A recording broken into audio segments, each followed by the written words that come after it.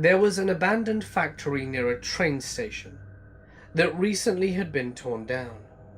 A couple of years ago, when it was still standing, it was dilapidated and tagged all over. It looked nice and abandoned. After crossing the train track and hopping a few fences, we got to where the door once was. It was now a boarded up hole. We cranked our crowbars to get it off, and once we did, we found a huge open space, everything stripped, copper wiring and such. Everything dusty, and wooden bits rotted.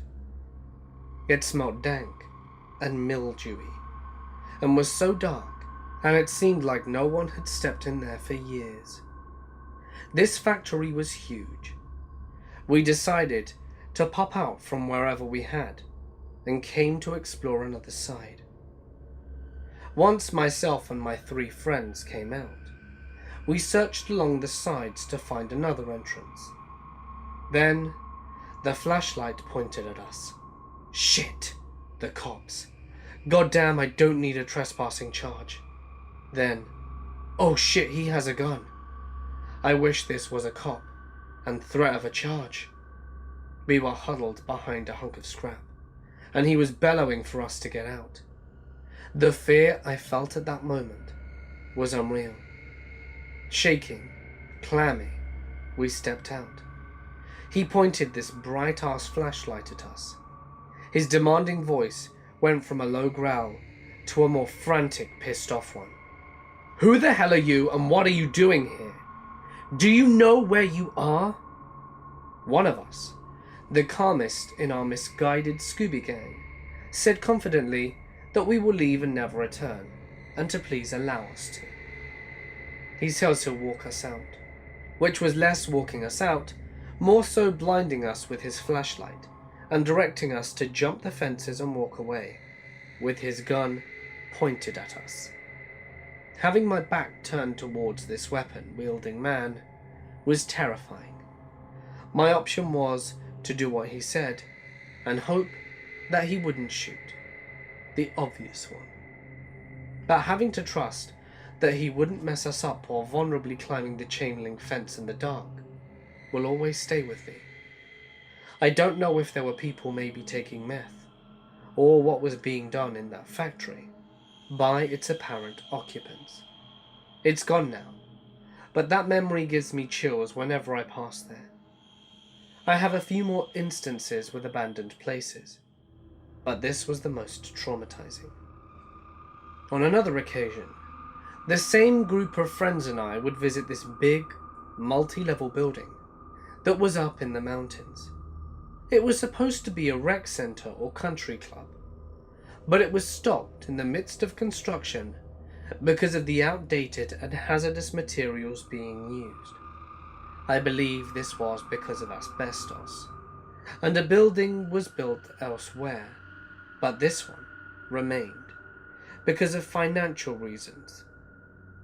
On the drive to get there, you pass by some beautiful mountain homes, and then up a half-mile-long dirt road, but without any lights on, as not to disturb the neighborhood. We would go into this concrete and metal structure late at night, breaking open glow sticks and flinging them around the rooms, and spray painting and other kid shit. We frequented it until this incident.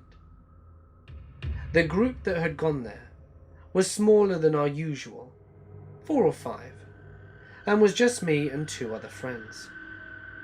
We were equipped with a lantern, a flashlight, and just going to hang out. The entrance were these huge metal doors.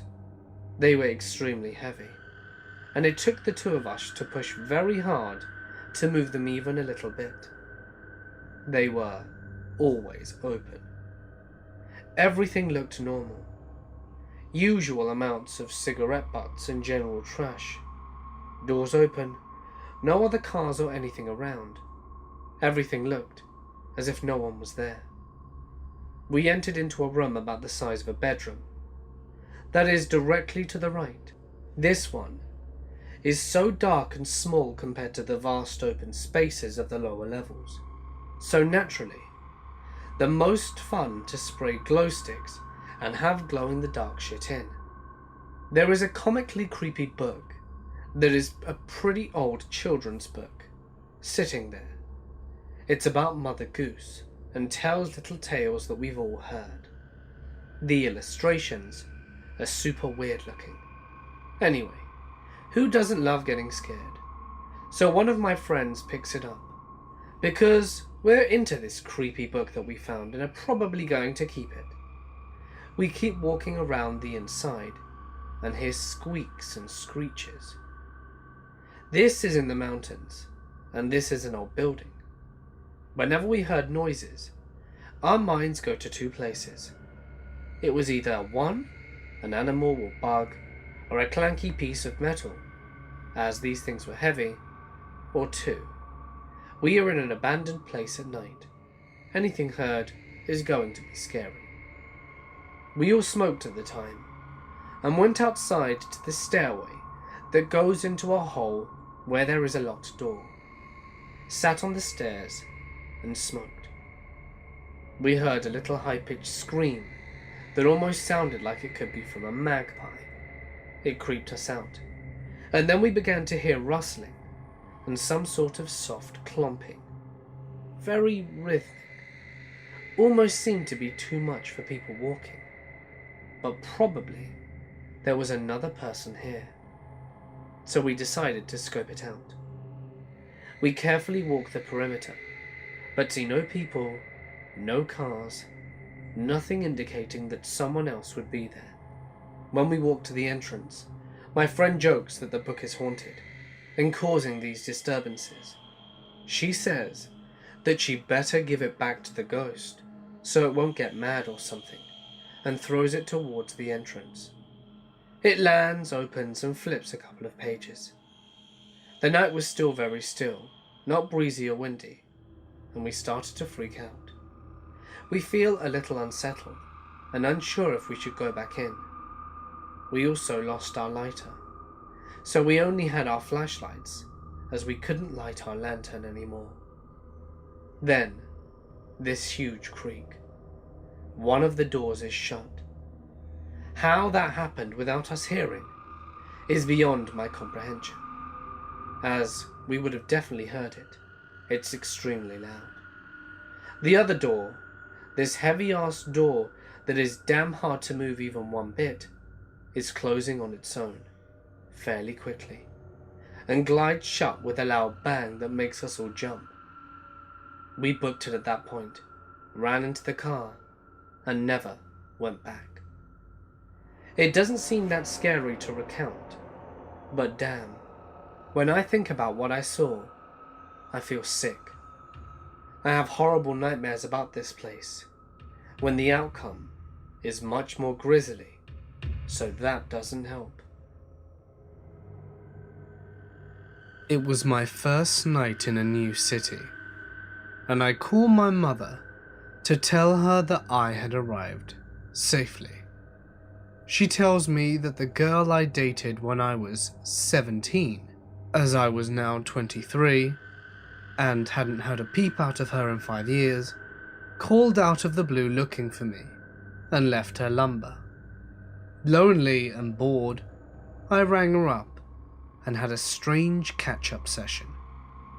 She told me she was engaged to a woman, and that her life after we broke up was a series of unfortunate events. We hung up on pleasant terms, with no plans to keep in touch. 3 days later, I am exiting my building, and who is standing there in the rain, waiting? Yup, her. She had flown 2,500 miles in the middle of the night because she thought we were destined to be together. She told me how she was so torn up about us not being together that she had pulled out all of her pubic hair. She also bought her fiancé, who was as crazy as she, and was urging my ex to have a baby with me. I calmly tried telling her that this was insane and that I had no interest in any of this, when out of nowhere it all goes black. I wake up to chaos, and my doorman is holding the fiancée down waiting for police. Turns out, she'd hit me on the back of the head with a full bottle of champagne that they'd bought to celebrate with us. Arrests were made, and restraining orders followed. A few years back, my husband and I were living in an apartment in Brooklyn. One night, we decided to check our neighborhood sex offenders registry, and we discovered that an offender lived in our building. Not a big deal to us, as we didn't have any children at the time, but I should mention that this guy was one creepy looking dude, and I'm talking about wild hair, crazy eyes, and a creeper. We would see the guy walking around the building or neighborhood every now and then. He even set up fruit stands for a while, and would wildly yell at people as they passed by. He never bothered us, so we mostly didn't think about him. At the time, I was working a crazy job, where I would be at work really late every night, and have to take a taxi home.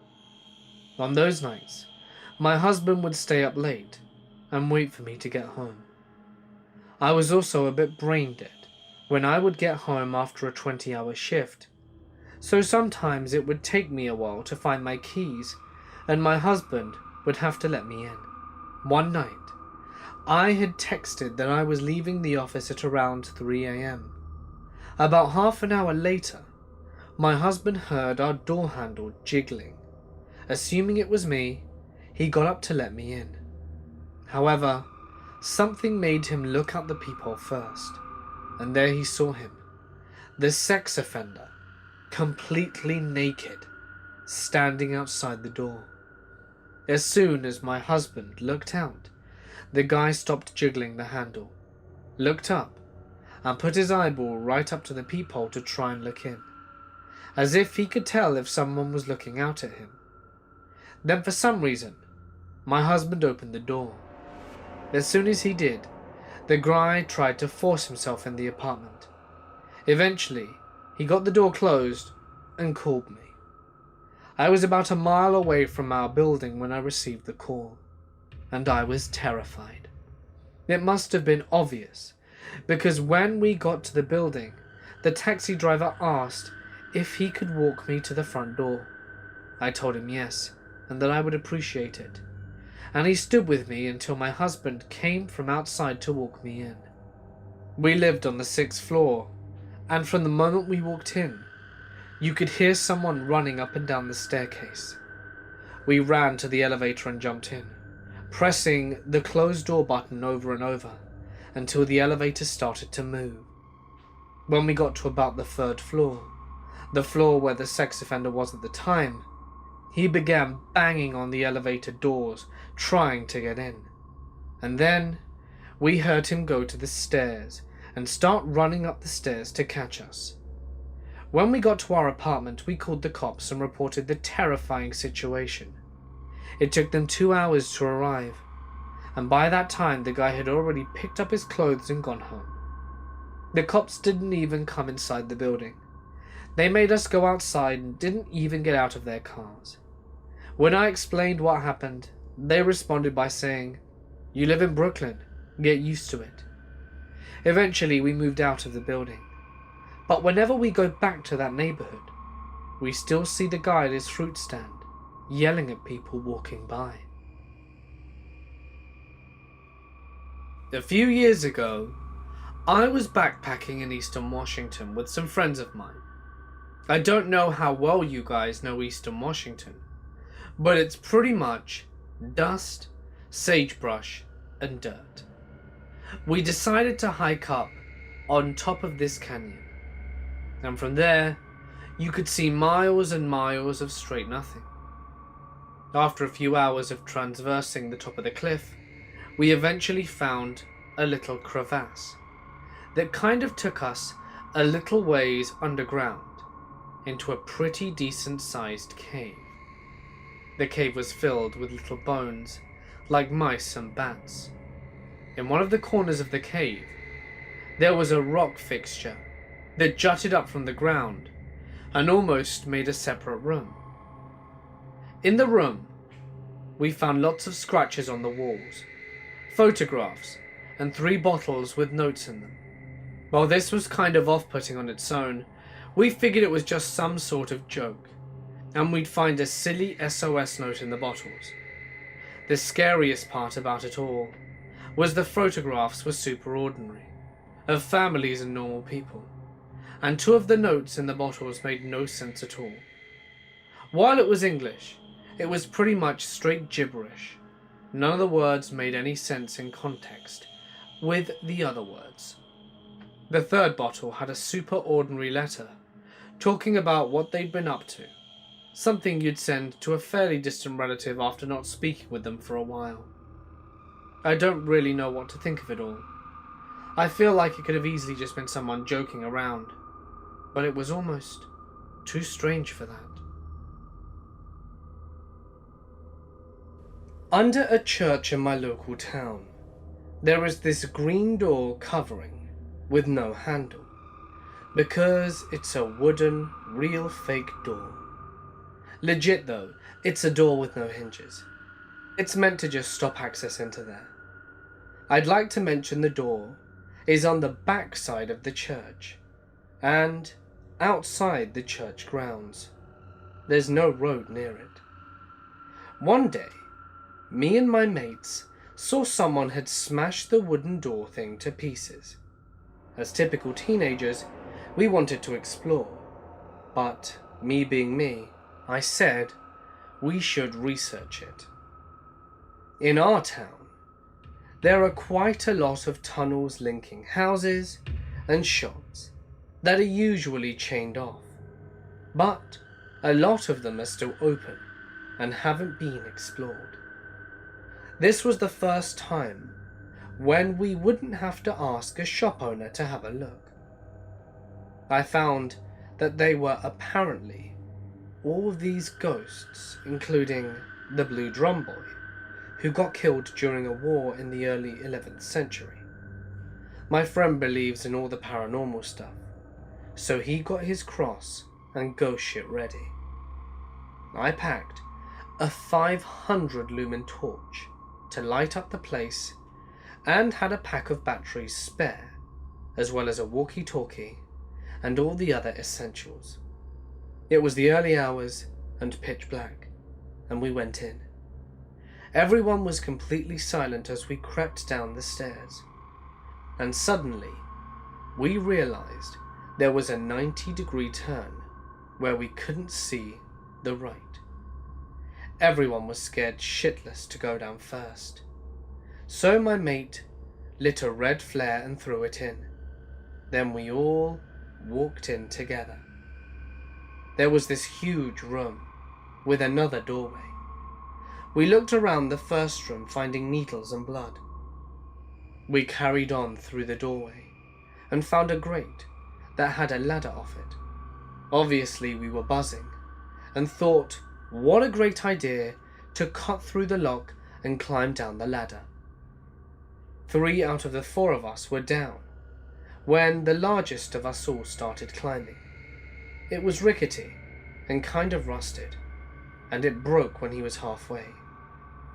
The exit from the ladder was a tunnel, completely dry and pitch black, but he fell and shattered both ankles. Oh, and there was a bad stench.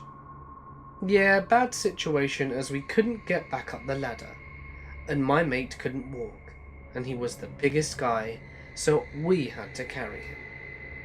Basically, when me and one other mate carried on, leaving the others to find help, as the walkie-talkies got no reply, we walked past rotting rat corpses, live rats, and a shit ton of blood stains. After about 30 minutes of walking, after about a mile, we found a crossroad. Straight, left, or right. Basically, left was a dead end, right was a dead end, and straight had a ladder. The ladder was rusted, and we were scared to climb it. But I climbed it, and found someone with a needle in their arm, dead. Their face was rotting, and I was about to be sick. The ladder led to identical rooms, but no lock on their grate. I went back down the ladder, got the others to come back, and we managed to get my large mate up and out and took him to the hospital. We couldn't say where we went or talk about the dead guy, because we knew it would be trespassing. We had a neighbor before who was possessed by demons. Apparently, she made a deal with a demon when she was younger, but it followed her. When she got possessed, 4 or 5 men were holding her down, but she trashed them like toys. A pastor was called, as the whole neighborhood watched, and when the exorcism started, her body twitched and spasmed. She also levitated less than an inch above the bed. The exorcism was very exhausting, and she said that she would just go with them, as in the demons, but they told her to trust in God, because if not, she would be dragged to hell. After the first day, they thought that they had moved all the demons, but some of them were still holding on to her. They did another exorcism, and finally they were all removed. They removed a total of 6 demons within her.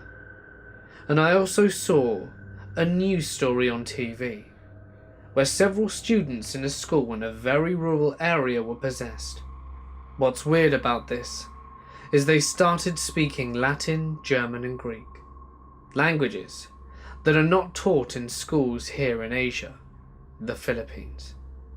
I found it incredibly creepy, and is certainly one of the scariest things I've heard in my life. I spent various stretches of time backpacking and camping throughout the US, and have seen some strange things.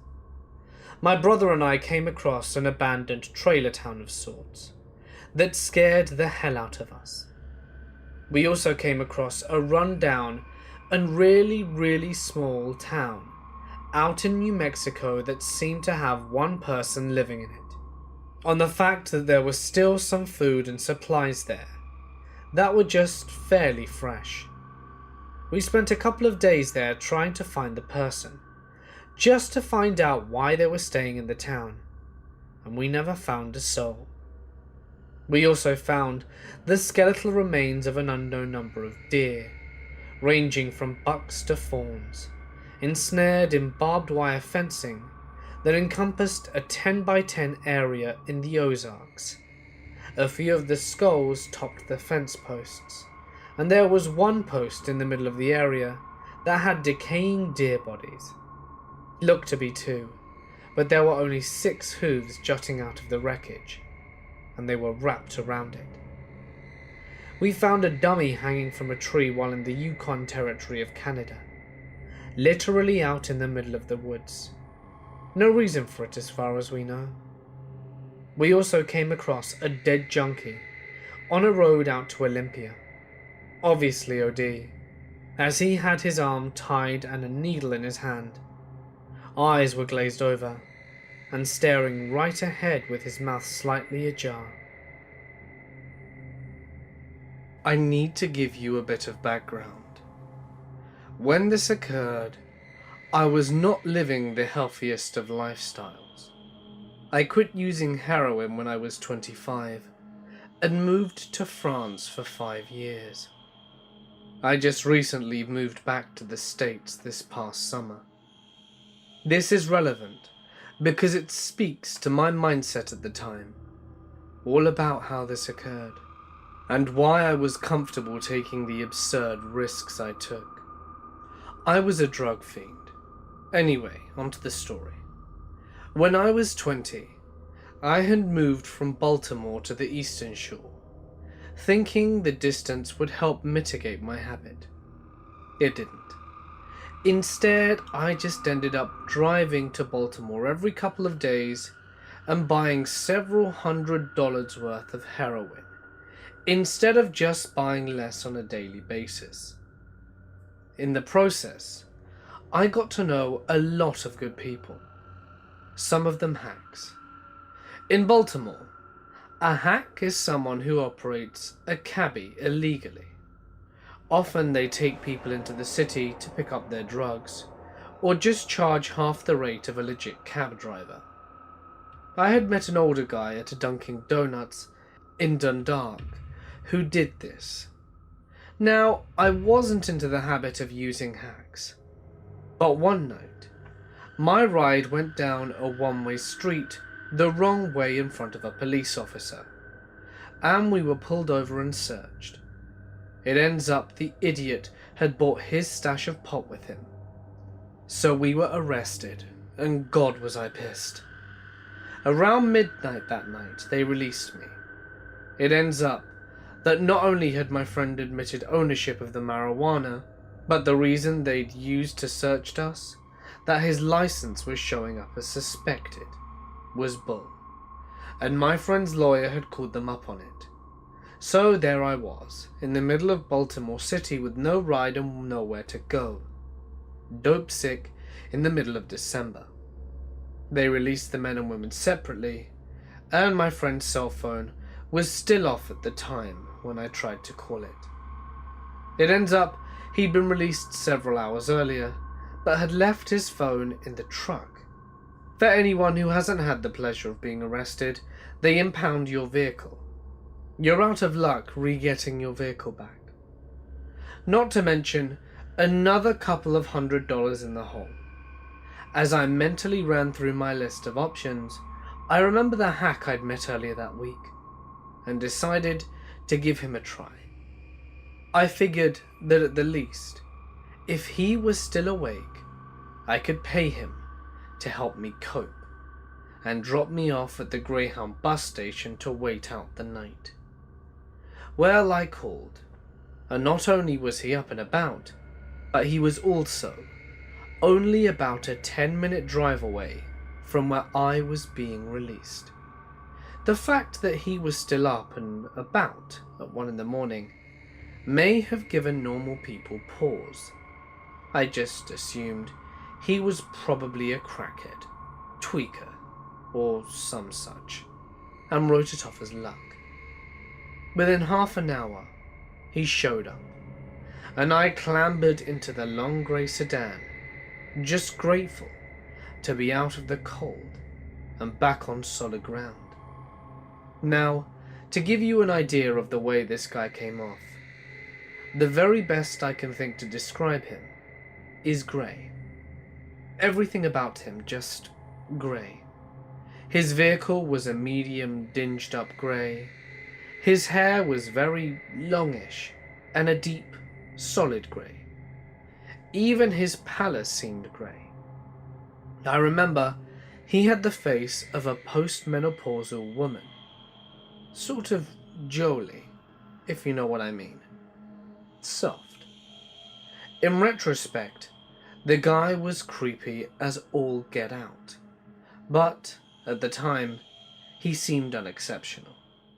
And really, in the drug world, there are so many weird people that unless someone comes off as blatantly volatile, you eventually learn to just ignore the crazy. If you don't, you'll drown in it. We managed to cop in Baltimore. There's always someone out. I asked the guy to take me to the Greyhound station, just wanting to get well and to curl up, till I could think about catching a bus.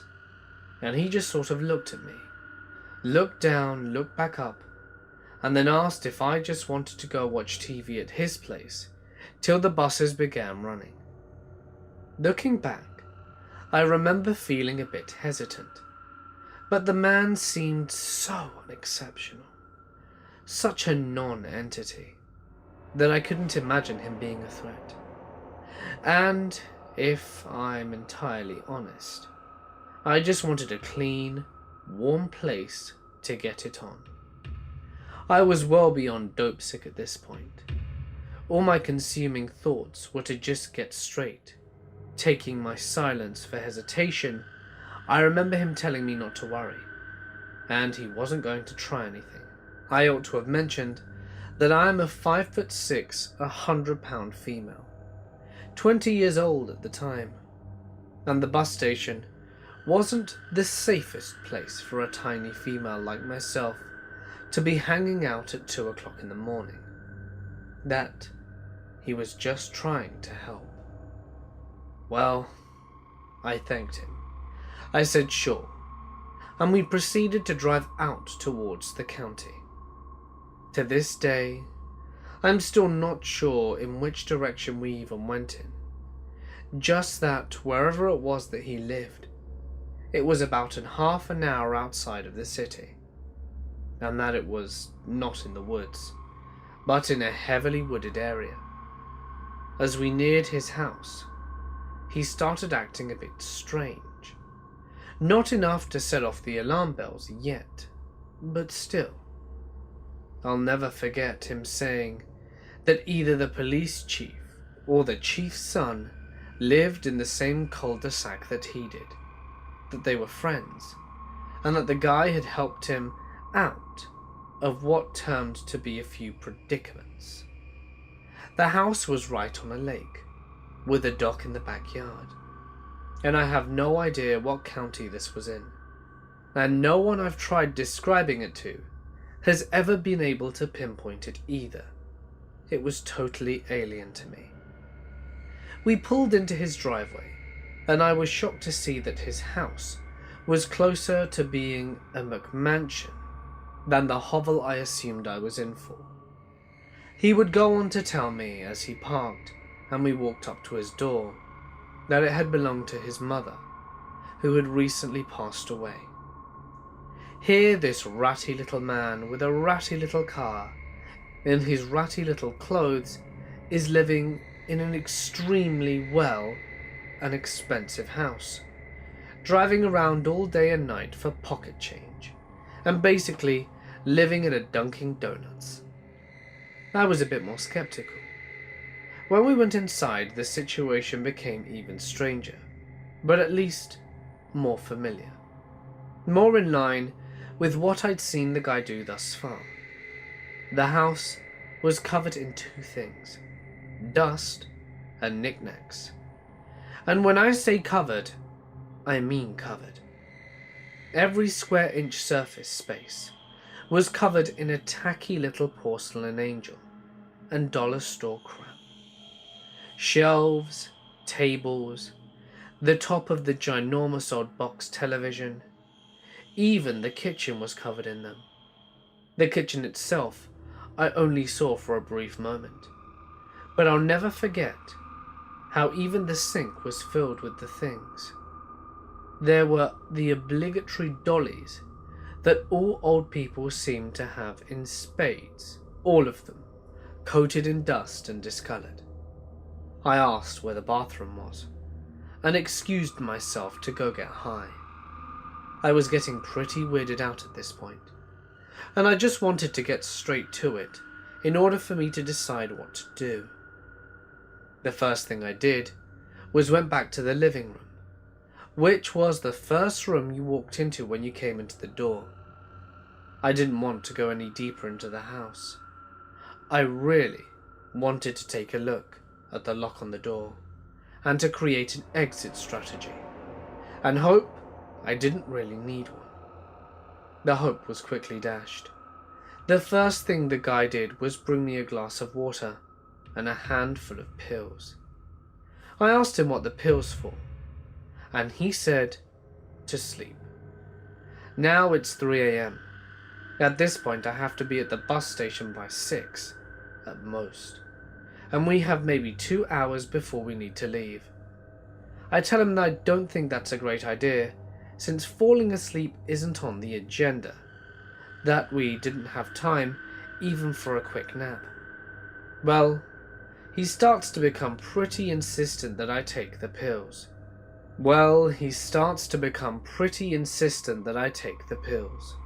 Believe me, If we weren't so out in the middle of nowhere, not to mention it being December and bitter cold at this point, I'd have booked it.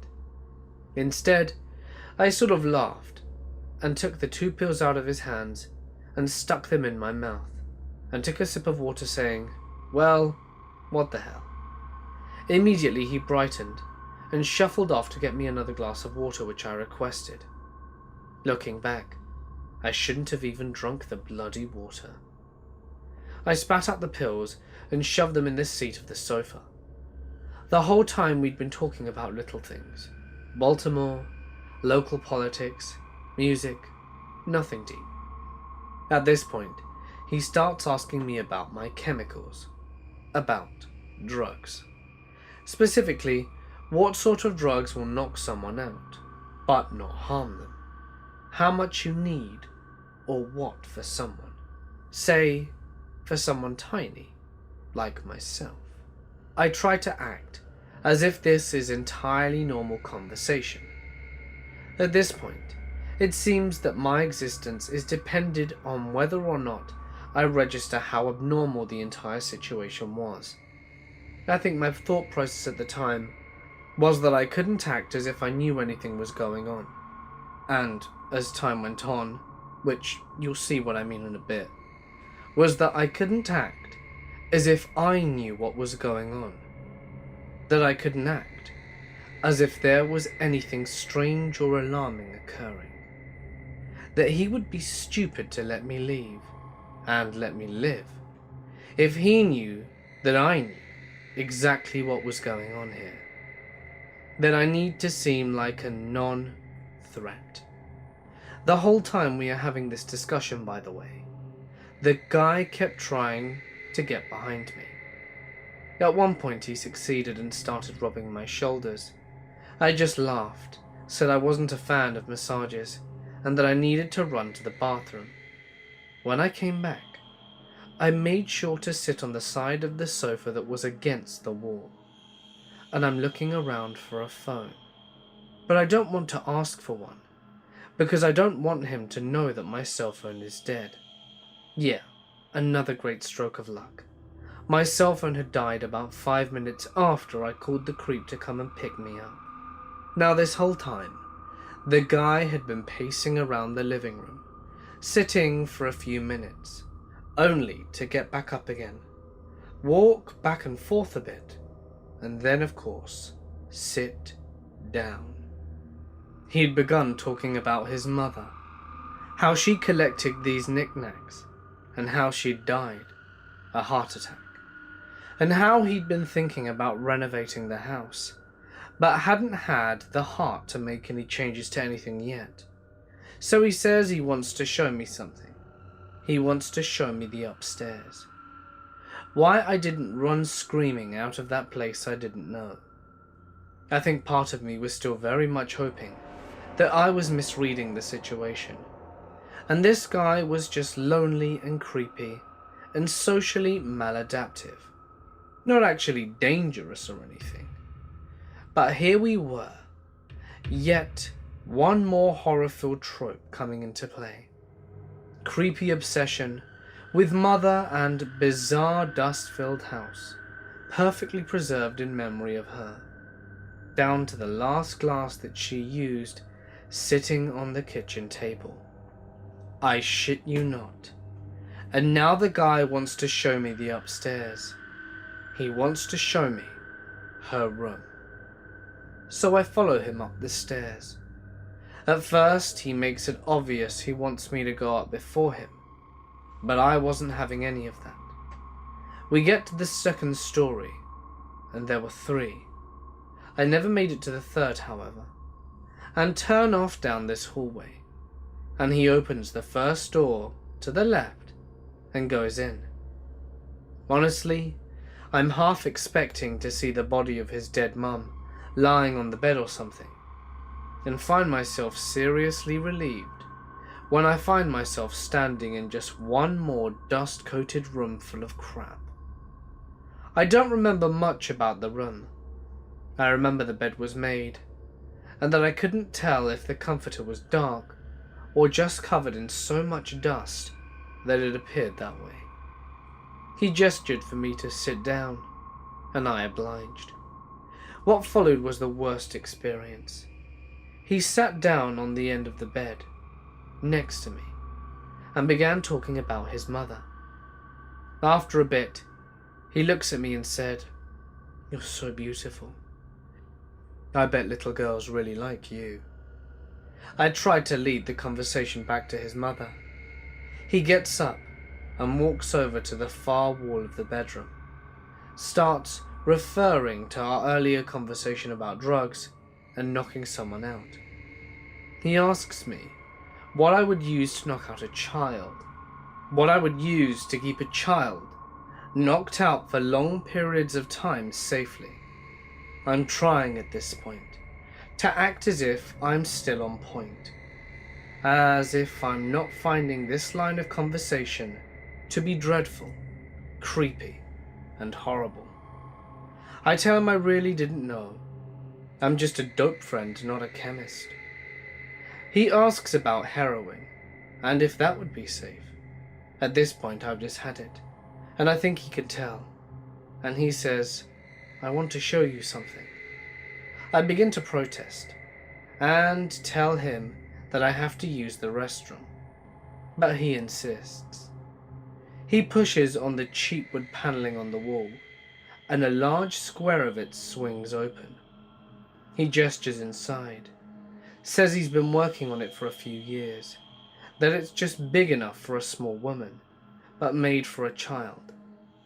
It's a sort of cot, and there are loops on the end for rope and some other restraints, I'm sure. I noped out of the bedroom and down the stairs. I didn't run, I just told him I had to use the restroom again. While I am walking, shaking down the stairs, I pull my cell phone out of my purse and mimic dialing on it. I was lucky that he stayed behind too close up the bedroom, and that the thing in the wall, so that he didn't see my phone, wasn't even turning on.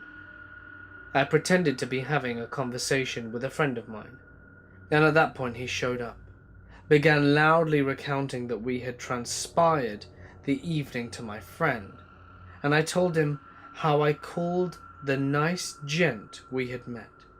I'd been with my friend Tom at the time we'd met the guy, and that he had picked me up, and that I was now at his house, but we would be leaving shortly. And then I pretended that my friend had offered to come pick me up from the bus stop, and in one respect I was lucky. The guy knew I was living out of town, but he didn't know I was living 4 hours away, or that any friend of mine would have to make that hellish long trip if they were going to come and collect me.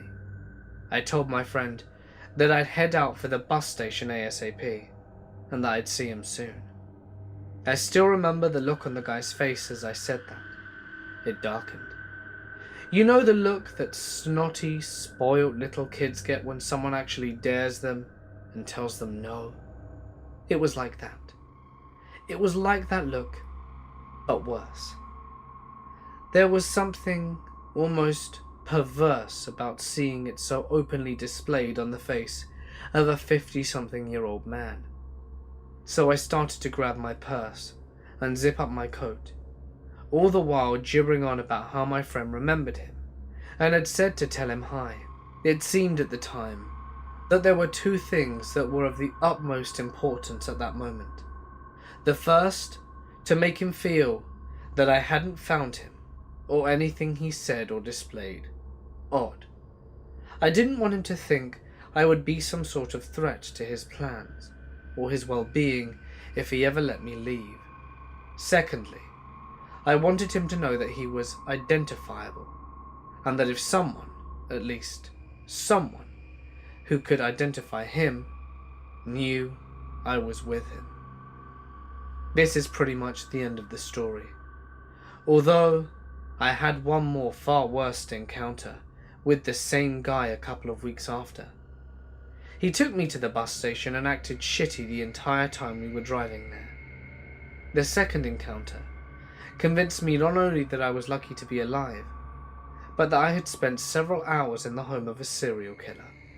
Do I think he had done anything yet at the time that I spent at the terrifying early morning in his house? No. I think he was gearing up though, and by the second brief encounter I had with the guy, I'm positive he had. I don't know how to put it. That uncertainty he displayed me with was gone. I think by that point, he'd crossed the line. I took down his license plate number as he was leaving that morning, and I did contact a friend of mine who was a police officer, and gave him a description of the creep's house, car, his license number, first name, cell phone number, and a detailed account of what transpired that morning in his home. A year or so later, I would receive a call from the very same officer asking if I still had a record of the info I'd given him.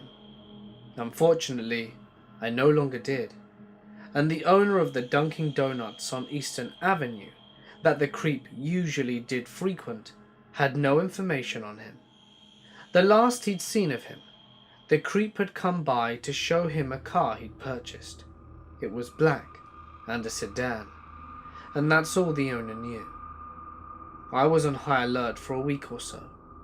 I'd received a couple of sketchy calls from a blocked number, but nothing I couldn't pin on the creep. My life went back to normal. My normal, at least. And after a couple of weeks I was able to convince myself that I had exaggerated the whole encounter. After all, I was still breathing. So one day, Tom and I decided to take a trip to the city to pick up my stash for the next few days. Usually when we went to Baltimore, we'd pick up about $500 or $600 worth of scramble, 70 pills low. And this would last the two of us about 2 days, sometimes 3. I had a hell of a habit. Well, on this day in particular, we decided to pick a bit more than usual. I can't remember why, but the entire trip was cursed from the get-go. We were late leaving the shore, and there was an accident in the harbour tunnel that ended up backing up traffic for a good 3 hours. By the time we made it to eastern Baltimore, my contact had dipped. I ended up getting in touch with another guy who sold out of Dundalk, so we went down to Erdman Avenue, the same Erdman Avenue of the creep's Dunkin' Donuts. And so I had Tom park in the Goodwill parking lot, so that I could go find my guy. Most of my contacts knew Tom, but this guy I was going to meet was one of those paranoid hitters, and wouldn't serve me if he even knew Tom's truck was in the vicinity of where we were meeting. So I had to hoof it. I can't remember exactly where it was he wanted me to meet him, but I'm fairly certain that it was on Dundalk Avenue, or Merritt Boulevard, one of the large roads that runs through Dundalk like a vein. Whenever I'm in the city and I have to walk anywhere, I employ the look down, look at your feet, never look a stranger in the eye, if a car honks their horn at you, do not respond method of minding my own business. A large part of the reason I do this is the unspoken reason. It's because a lot of people will assume that you're a hooker if they see you walking. Generally, if you don't respond when they honk their horns and holler at you, after a bit, they'll probably leave you alone. And don't forget the police and the undercovers. It's their job to harass you a bit, and to see if you'll respond, to see if you're doing business or merely an unlucky member of the vehicleless tier of society. On this particular day, I remember being more than a little spooked at the absence of traffic. It wasn't a nice day. It was overcast, grey, a standard January afternoon in Baltimore. But it wasn't abnormally shitty either. There was certainly no reason for it to be so quiet.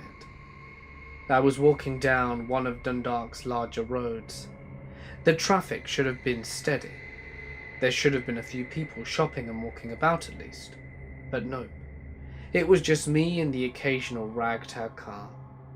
I was about a mile down from the road from my meeting point, with my dealer, when a black sedan pulled up next to me. It was the creep. He opened the passenger side door from inside and told me to get in. Now, I seriously considered altering this story from my point of view to make myself look like and feel like less of a retard. But so far, I've been entirely honest in my retelling of this encounter with the guy, so I'm not going to start lying. Anyway, please cut me some slack. Over the 3 or 4 weeks that had passed since the incident at his house, I'd spent a fair amount of time talking myself into believing that I had over-dramatized the whole encounter.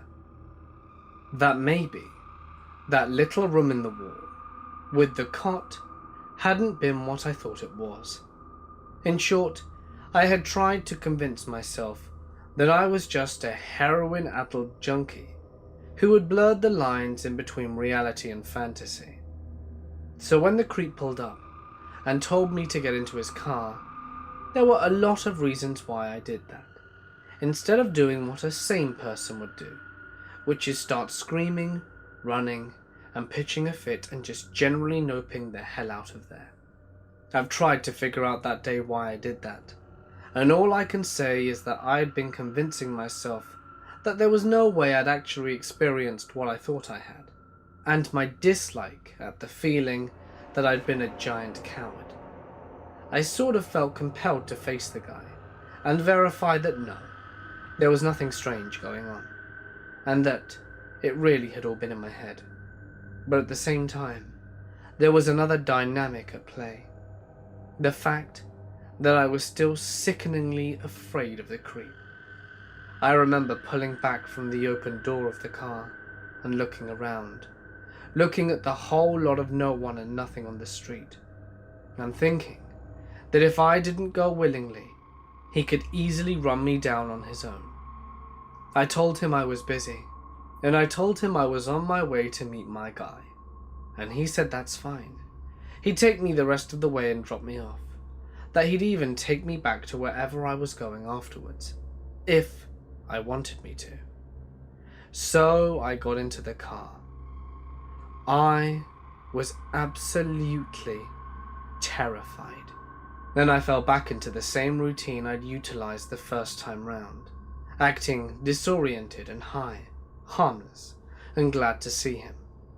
I asked him what he'd been up to, and he said in a perfectly monotone voice that he tried to call me, and why hadn't I answered. I explained that I used throwaway cell phones, and that I had acquired a new one since my minutes had run out on the other. Now I remember I said that I'd only been about a mile or less from my meeting point with my dealer when the creep pulled up.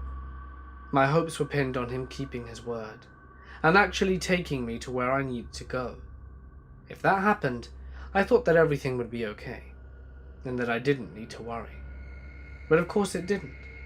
When he blew through the light we needed to turn at, I told him he missed my stop.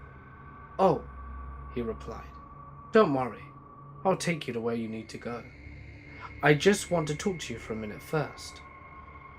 I felt sick to my stomach.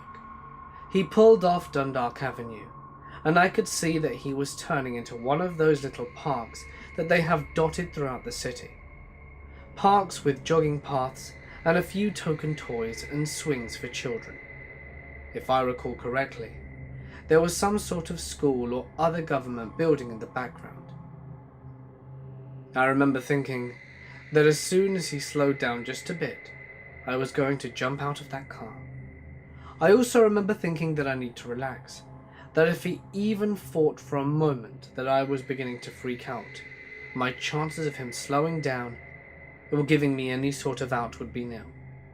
You see, the whole time he had been going on about how he was looking for sedatives and wanted to get some Xanax, as well as a cocktail of other drugs. How he'd really like my help, and how he'd been scouting the park we were in at the moment, as well as other parks throughout the city and county, and how he was certain that with someone like me by his side to help lure little girls back to his house, he could fulfill his dream, he said. And here is what terrified me the most. He could use the dock behind his house to get rid of the bodies. I've never disliked myself more than I did that day. The whole time he'd been talking about all of this, I'd been doing two things. One, I had begun to slouch down in the passenger seat with my eyes almost shut, trying to act as if I'd nodded out. I could only see him a little out of the slit in the corner of my eye. The whole time he was talking about this and that, and how he'd been rooted around underfoot in front of his seat. Slowly, sneakily, as if he was trying not to make any noise. So when I could respond to him, I would make a warning gesture, like move my hand to indicate I was about to open my eyes. The last thing I wanted to do was to make him feel like he'd been caught, and that he had to pull whatever it was out immediately. The second thing I'd been doing was how I was responding to his questions. Instead of acting freaked out or upset, I was trying to act like I was on board with all of this, but not too on board.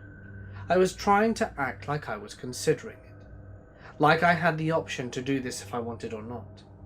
I didn't want him to think of me as a victim, and I didn't want him to think that I was thinking of myself as a victim. I was hoping that if I acted like his peer, like a potential partner in crime, that he would treat me like one, or at least pretend to for long enough for me to leave the car safely. He was starting to circle the park when he began to slow down significantly. Through the slit opening of my eye through my eyelashes, I could see him reach as far down as he could under the front seat, all the while watching me intently to see if I'd move. I knew it was time to get the hell out of the Dodge, because whatever he had, whatever he was looking for down there, he did not want me to know about it, and that terrified me, and God was I lucky. I was lucky because at the same time that he was slowing down, another car had come out of nowhere and was slowing down next to his vehicle. He sat up, and I bolted. I just grabbed the door handle and fell out of the door and ran without ever looking back. I pulled my cell out of my purse and called my friend, and had him pick me up from one of the stores on the corner of the avenue.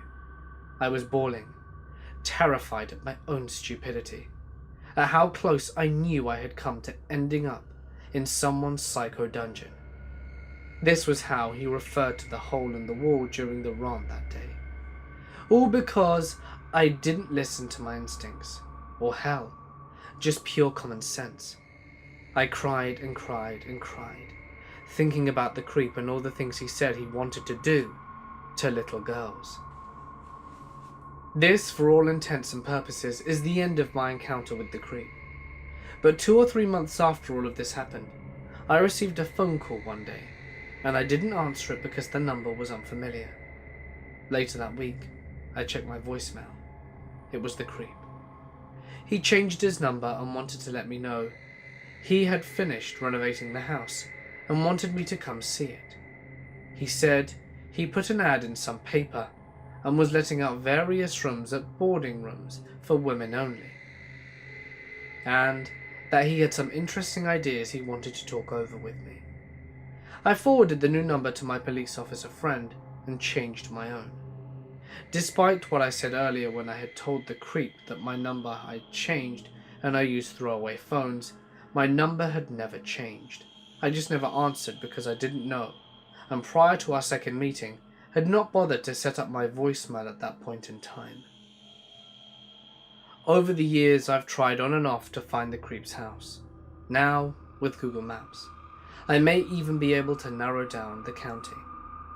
The Dunkin' Donuts he hung out at every morning for years is the one on Edmond Avenue.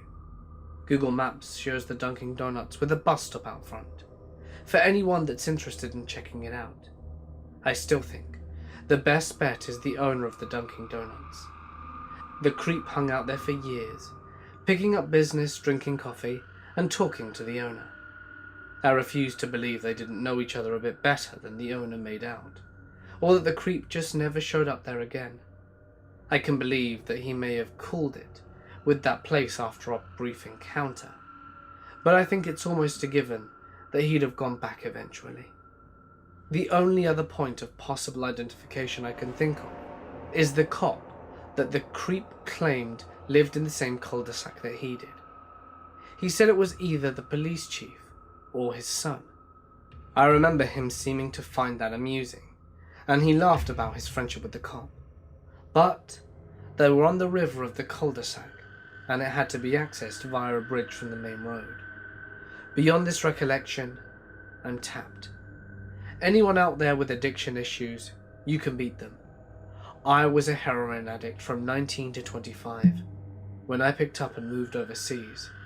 For me, it took relocating halfway around the world to get far enough away from my addiction to overcome it. But I'm going on 6 years clean this April, and I'm thankful that my life doesn't consist of elements like the above any longer. If I can do it, anyone can. My friends and I found a 22-year-old girl face down in the mud, with both her legs broken and compound fractures. She had no cell phone, no water, and no food, and nothing to keep her warm. Her friend was dead. Here's the backstory. My two friends and I were hiking in a pretty popular spot in our area. It's an 150-foot waterfall that takes about 45 minutes of uphill hiking to get to. We decided to go bouldering around the bottom of the waterfall, as there are various little pools and boulders where the water runs off from the waterfall. This bouldering trail is not on the main trail, and not very many hikers ever veer off the main trail. When we found her, obviously we called 911 and gave her any supplies we had. Eventually a helicopter showed up, and they flew her to the nearest hospital. Turns out, she was hiking with her friend the night before when they both fell off the waterfall. Her friend must have gone and gotten help, but unfortunately died less than 100 yards from where the girl was found. So no one even knew she was hurt, or that she was even there.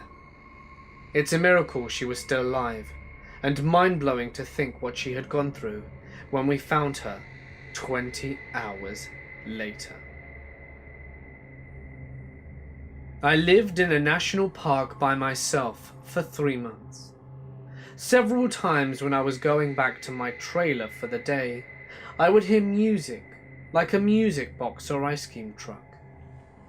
It was always loud and sounded like it was coming from somewhere over my head. One day, I decided to look for the source, so I followed the dirt road past my trailer. The music continued. I couldn't tell if I was getting closer or not, and I had my eyes on the trees. I looked down, just in time to avoid stepping on a snake. I scrambled, but it didn't move. I realized it was dead, and it wasn't alone. There were half a dozen dead copperheads stretched out in the road, looking in the same direction. I went back to get my car because I couldn't bring myself to step over them. But by the time I got my keys, the music had stopped playing and I didn't hear it again. This happened to my wife.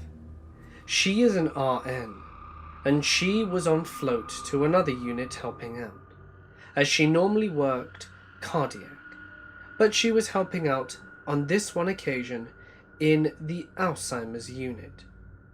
She was saving a particular patient for last, as the patient was very well known to be a real pain. Very old and mean to everyone, and just generally tried to make the nurses miserable. She and the respiratory therapist got to the patient's room at the time, so they decided to tackle her together. They got to the room, and the patient had smeared shit all over the walls of the bathroom and the hospital room. She was standing on the bed, screaming and jumping up and down. The two of them somehow got the patient calm, got the horrible mess cleaned up, and got their job done. She said it took about 3 hours. They then went and put a big "Do Not Disturb" sign on the door to make sure the patient could calm down and get some sleep. They were standing, one person on each side of the door.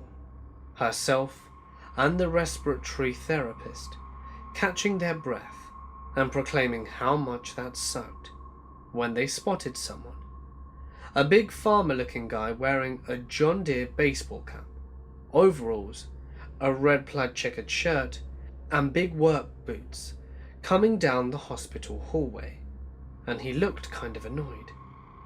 He walked right past them into the patient's room, slamming the door open. My wife caught the door on the backswing and marched right into the room after him, with the respiratory therapist right behind her, planning on dragging him back out and giving him a piece of her mind. When she got in, he was not in the room. There was no sign of the person she followed in. She looked under the bed, she looked in the bathroom, and she checked behind all the curtains. She even made sure the window still would not be open. No sign of the farmer at all. She then noticed the patient was sitting upright in bed, just kind of staring off into space. So she asked her, "Did you see someone come into the room?" The patient replied, "Yes, it was my daddy. He said he was coming to take me home tonight, and that you mean people won't be able to hurt me anymore." She responded with, "That's great. How about you get some rest before he comes to collect you?" The patient then lay down and went to sleep. The patient died that night. My wife and the respiratory therapist swapped stories to make sure they were not crazy. They both saw it. There was a guy on my shift who got a domestic call on the other side of the county. He responded to the house and found a guy running laps around the yard of the home. The family said in broken English that the guy was possessed, and they had called a witch doctor to help out who was on the way. The crazy guy ran up to the officer and got in his face, so the officer detained him by placing him in handcuffs and laying him down on his back on the porch until he could figure out what was going on. While talking with the family, he noticed that the guy was moving. The heels of his feet were on the ground and his body was flat, but his upper body was 3 inches off the ground and his hands were still behind his back handcuffed. The dude was levitating. The officer pushed him to the ground, took off the handcuffs, and told the family how they should have him committed, and left. No one ever went to follow up. I hope he got the help he needed. Me and a few good friends decided to explore this abandoned child's hospital that we heard about that was in a small village about an hour away from us. We get there, and it's this huge plot of land, trees surrounding the whole place, and the building in the center. It looked extremely creepy. We had to climb up the wall to get inside, as we couldn't get in on the ground floor, and we had to go through a window that was ajar. After climbing through, the place was a mess. Rubble everywhere, but it looked completely desolate, as if no one had been inside for years. So anyway, we went straight up to the roof, sat, and had a few beers and then went home. I decided to go back a few days later with my girlfriend to have a proper look around because I wanted to explore it. We went into the building and immediately there was a very different vibe unlike the other night. We jumped over the broken staircase to get to the ground floor, and this was next to a large, heavy-duty wooden door with multiple bolts and chains over it, and found a trap door with a ladder underneath it which led into the basement.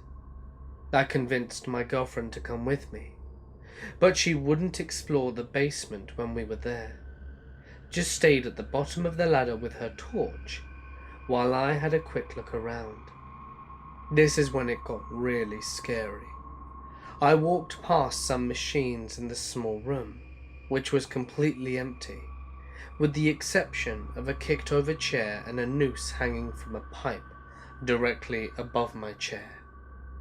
I shat myself and turned around to leave, when on the wall there was red graffiti saying, "Don't come back."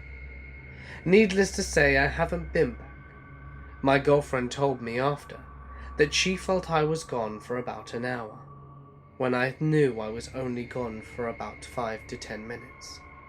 And she told me that she kept hearing whispers from the dark corridors, and the trapdoor fell shut above her at one point for no apparent reason. It was a very scary place, and I would love to go back with more people, but damn, that shit absolutely terrified me. There is an abandoned East Coast insane asylum that I've often seen posted on YouTube, as well as other places on the internet. I personally have been there around 10 or 15 times over the course of a decade, and each time I found something new, as the complex is very spread out and very massive. What I've never seen posted or never mentioned, however, is the maze of tunnels underneath the complex. Connecting each building is a subterranean network of tunnels for steam, water, sewage, and electricity. The tunnels are roughly 10 to 15 feet underground and quite long. They lead into the basement of each structure in a portion of the complex, with an emergency escape hatch that leads out into the woods between buildings in a portion. One weird thing is that most of the entrances to the tunnel system are hidden in the walls.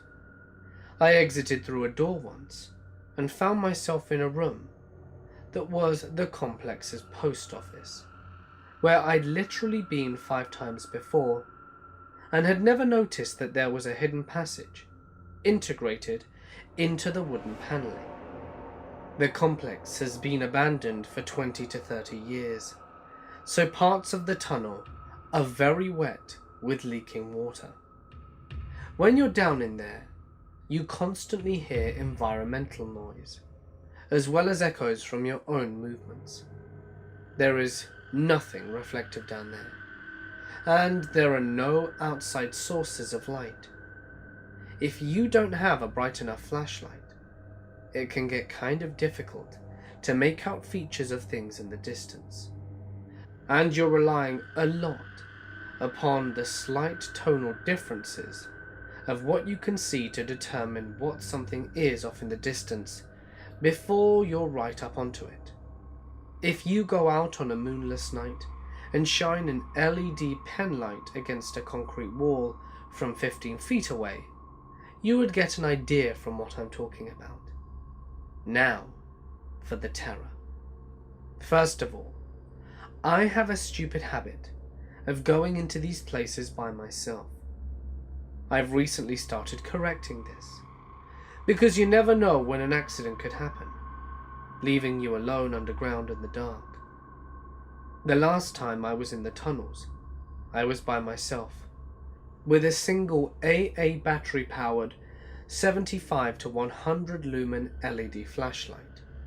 My second mistake was that during this excursion, I decided to follow the tunnel down to what I thought was the water treatment building for the complex. The tunnel slopes downwards, so the leaking water previously mentioned runs down and collects at the tunnel's end. So at the end of the tunnel, I enter this large room with 2 15-foot tall water storage tanks. There is probably an inch of water and muck on the floor, which makes a really gross noise when you walk in it.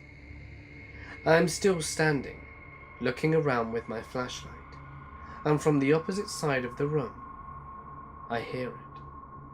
There is someone else in this underground room with me. I shine my flashlight across the room. I don't see anything, but I keep hearing the wet footprints.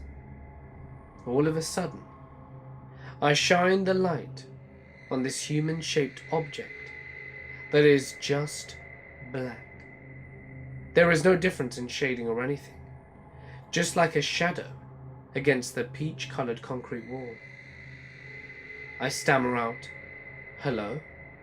And all of a sudden, I can see these persons' two eyes flash up, reflecting back my flashlight. But that's it. I don't know if the person was in a guile suit or what, but it was impossible to make out anything distinguishable. I don't know what kind of weirdo sets out in full black get-up to rummage around underground. So at this point I flip out. I spin 180 degrees on my heels and bolt. I'm flying up the inclined tunnel, slipping and sliding all over the place on the damn concrete. I fell a handful of times, sprained my wrist badly, and got a number of cuts on my one knee. That run through the underground tunnels felt like an eternity. If you've ever seen the subway scene from the movie 28 Weeks Later, that's the closest thing I can approximate to. It was the closest thing I've ever experienced to a living nightmare. I have never been so terrified in all my life. Looking back, I'm sure whoever I met down there in the dark was probably as terrified as I was, unless they were crazy as hell. I have no reason to believe they followed me, and they probably ran back the way they came, as did I. I noticed that they didn't have a flashlight on. So what I think probably happened is that they had noticed my light and pulled a hoodie up over their head, turned off their light, and tried to hide as best they could. My best friend dreamed about my stepfather getting stabbed. My family was pretty white trash, and on one particular evening, my uncle and stepfather got into an altercation outside of our house, wherein my stepfather got stabbed in the back. He fell on me coming back inside, and in the process, I got coated in blood. The cops were called, and he was taken in an ambulance as my mother and myself drove to the hospital. This was about 1 a.m. This is before the internet and cell phones and all that jazz, so there was no way for anyone beyond our next door neighbours to know about this. When we returned back to the house 4 or 5 hours later, there was a message on the answering machine from my best friend. She was crying and apologising for calling so late, but asking me to call her right away because she had a dream of me being covered in blood. The message was the time stamped as the same time the incident occurred, round about 1 a.m. We had missed her call because we were outside with the paramedics. I was doing a 2-month internship at a very famous forensic hospital in Germany prior to my studies. Many patients there are thought too dangerous to ever be released, which effectively means even if they're due to be released, they stay in the hospital. The hospital I worked in was separated in 2 sectors. The first was for acute psychotic patients. There you had the screaming, schizophrenic, and acute dangerous people. For example, when you got stuck on an acid trip and killed someone, you came there. Some of the patients there were relocated relatively fast to normal psychiatric hospitals. The second one was mostly for patients who were already locked in for several years. They appeared not as obviously insane as the others, mostly because their medication was adjusted really well during the time. That's the place I worked in. We had a lot of paedophiles in there, but they were more pitiful, to be honest, and not really dangerous or creeps. They got medication which suppressed their libidos, and as a side effect, they were really sluggish and appeared to be kind of dumb. But there was one patient who really terrified me. In contrast to most of the others, he was really intelligent, cultivated, attractive, and extremely charming. He was some kind of accountant before he got into the psychiatric hospital. Apparently he had a competitor at work, who he killed, partially skinned, and then decided to place the corpse in the office to show the others what happened when you got in his way. After 10 years doing forensic psychiatry, he tortured his roommate to death at night over some minor argument. This dude really terrified me. I'd never met such a cold, manipulative character like him. He had this special, super creepy look on his face when he was alone with you. Like he knew all your secrets and weaknesses. There was another really uneasy situation when I nearly shat my pants. Of course it was during the night shift. Of course our office was separated from the part of the building where the patients lived, and the only way out of the patients area was through our office, which was highly secured with automatic locks and cameras. Two of my colleagues made their rounds to look after the patients. I stayed in the office and watched the surveillance cameras, and suddenly I got an unsettling feeling. I looked out of the window, and in the reflection I saw a young woman hiding behind the door, watching me, smiling. I instantly jumped up out of my chair and pressed the alarm button on my pager.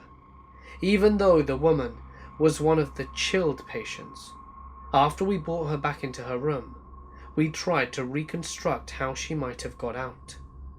But on the cameras, we saw nothing that could have explained it. Unfortunately, it was during one of my last days there, so I never did find out what exactly happened there, but it was super creepy. I was a surgery nurse for 5 years. I have several stories that people love to have me tell. Here's what I think is the grossest one.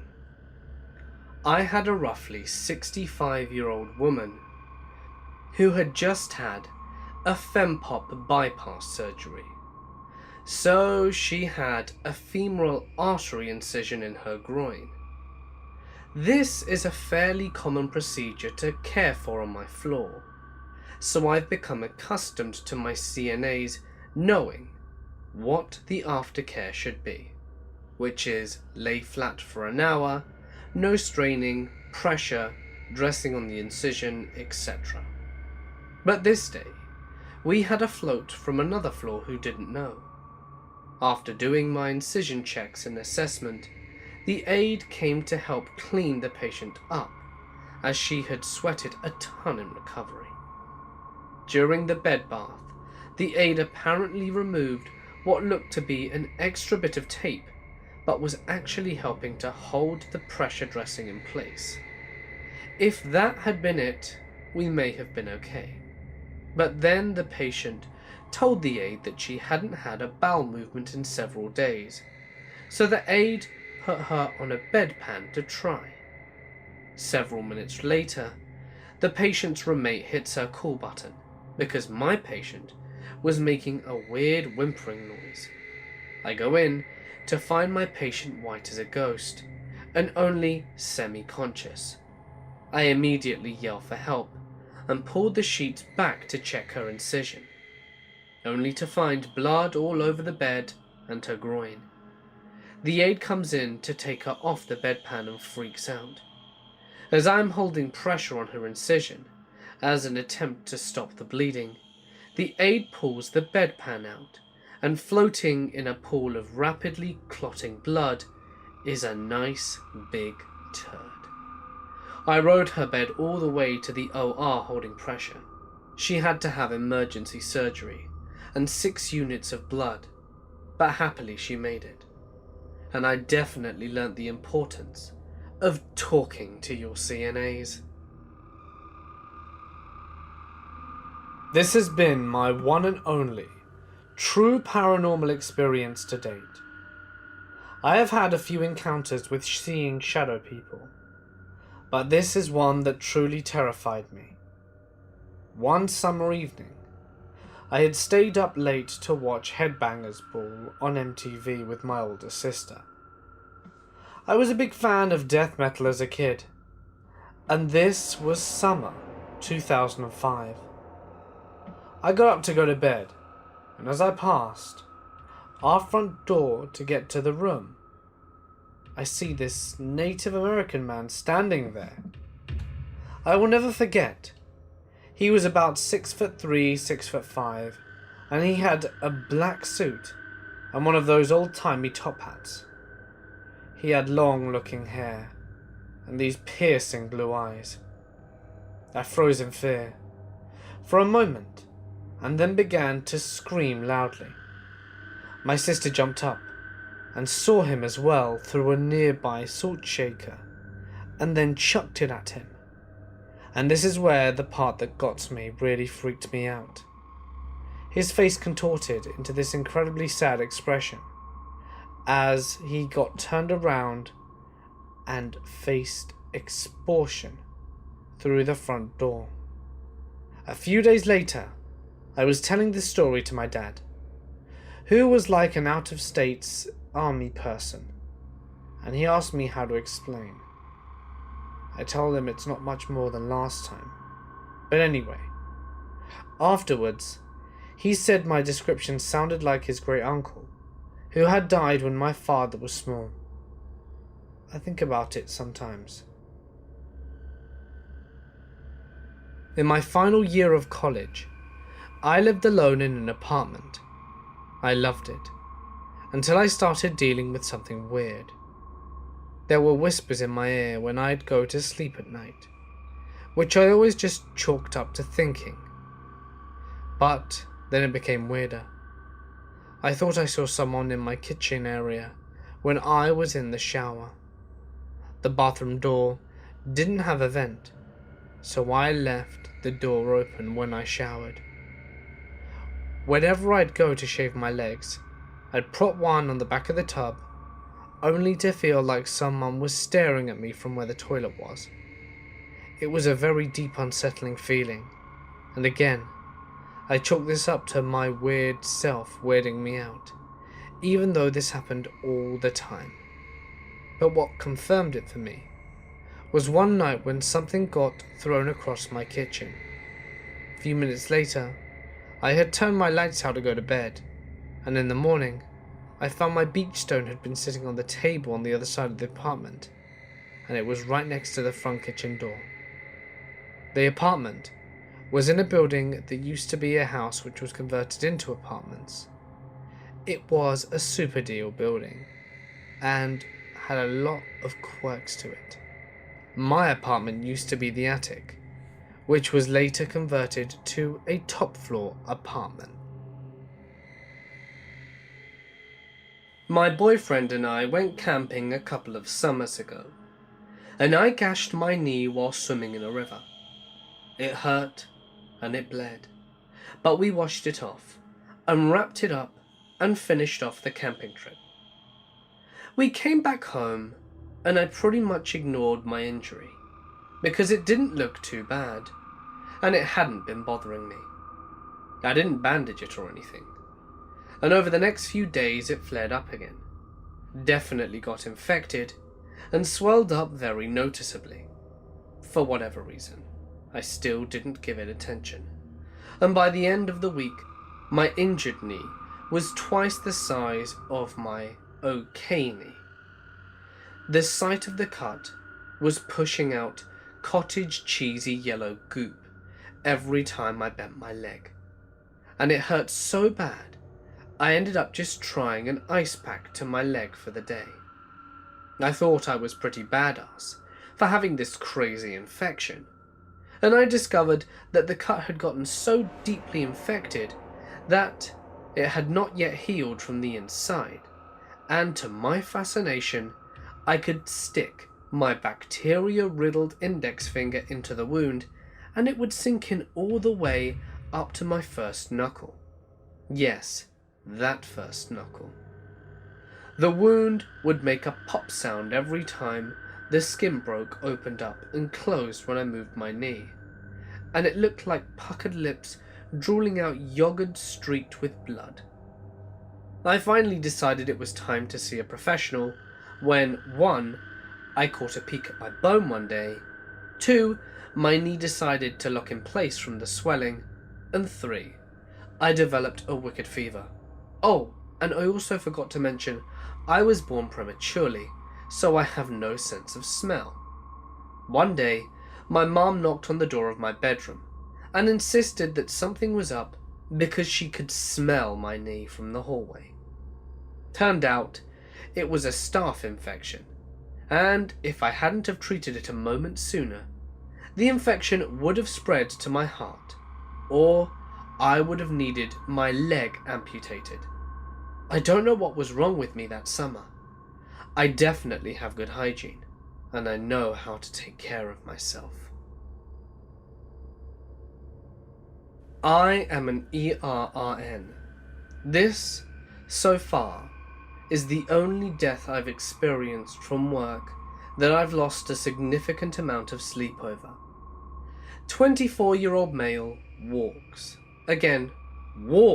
into the ER with complaints of flu-like symptoms for the past 3 days. He had decided to come in that day because he started to develop a rash throughout his body that he was unfamiliar with. Sadly, the rash was actually the result of a failed battle with bacterial meningitis, causing him to bleed internally and externally. By the time we got him back to the ER, he started crying blood, and the terror in his eyes was palpable. He went downhill fast. His lucidity diminished with his blood pressure, and the last thing he said before succumbing to pulseless VTAC was something about his mother that we could not make out.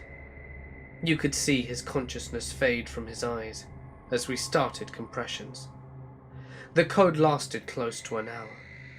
At first, we could still keep his oxygen levels up with mechanical ventilation, defibrillation, and drugs. But blood was filling in his airways faster than it could be suctioned out. He was bleeding too fast for any medication or fluids to keep his body pressure up. He died, soaked in blood, and nearly unrecognizable, due to his now almost uniformly purple skin and swollen face. We found out later that he was studying neurobiology. He had a devoted girlfriend that was, for all intensive purposes, a fiancé, a large family, and many friends. He was an athlete who lived healthy, had beautiful curly hair, and this made the death tragic in a way that you don't experience when an 80-year-old dies. It made the unanswered pleas to God for help that had been sent echoing around the room by his family all the more bitter. I helped drag and push him into a body bag. My uncle lives out deep in rural Oregon. He told me this story where he was driving to work really early in the morning to a small town about 30 minutes away. There was a bit of traffic just outside of town, so he stopped beside another car. There was a super heavy fog this morning, like Silent Hill quality. Really thick, so he could just see the backlights of the car in front of him. After following the car very slowly, for a while, the car stops once more in traffic. My uncle sits there and waits for about 20 minutes. The car hasn't moved. All he can see is the headlights in front of him. Eventually, he gets out to see what's the matter. When my uncle gets out and walks to the car in front of him, he sees the entire front of the car completely totaled. Inside, the driver was dead. The back part of the car was completely fine, and my uncle did not know a thing was wrong earlier due to the fog. The story always unsettled me when I had to drive in fog.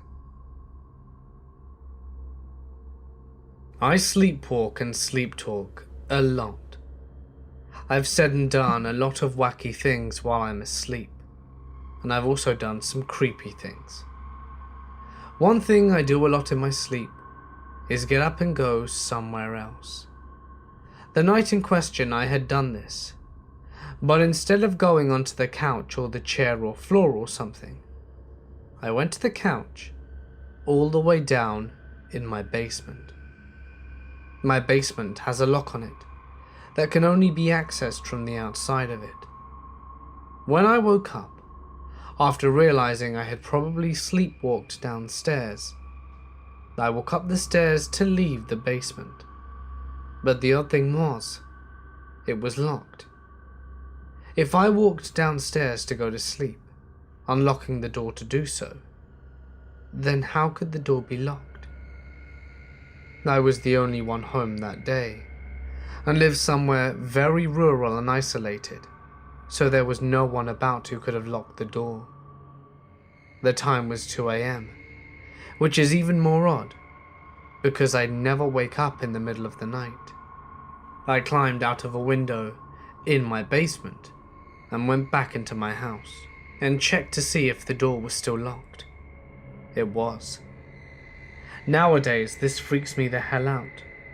But at that point, I was asleep, so I was like, okay, and went back to sleep elsewhere.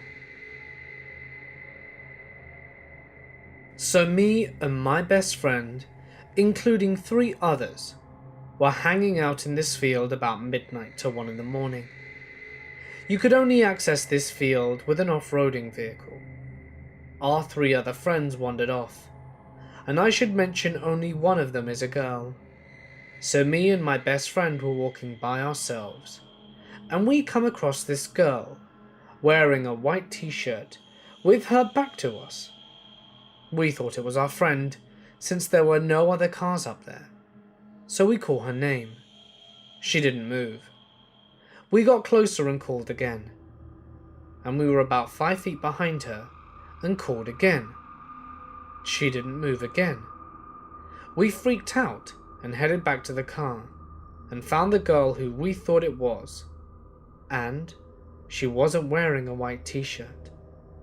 We thought it was a prank at first, but we realized it couldn't have been her for many reasons.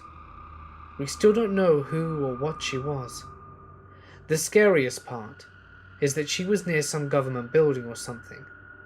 No one knows what it is, because on Google Earth it's surrounded by trees. My best friend tried to go there and some guys in a car drove up and told him not to come back or he would be shot.